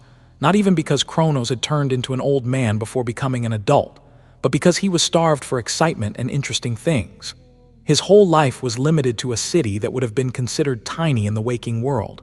And, worse than that, that city was the last one there was, with not even news of distant events ever reaching it. Of course, he was endlessly excited by the two unexpected visitors. Sunny remained silent for a moment. To be precise, it's the result of combining all my aspect abilities to create a kind of battle art. Kronos nodded a couple of times, showing that he understood, and said thoughtfully, I've no idea what you mean, Lord Sunless.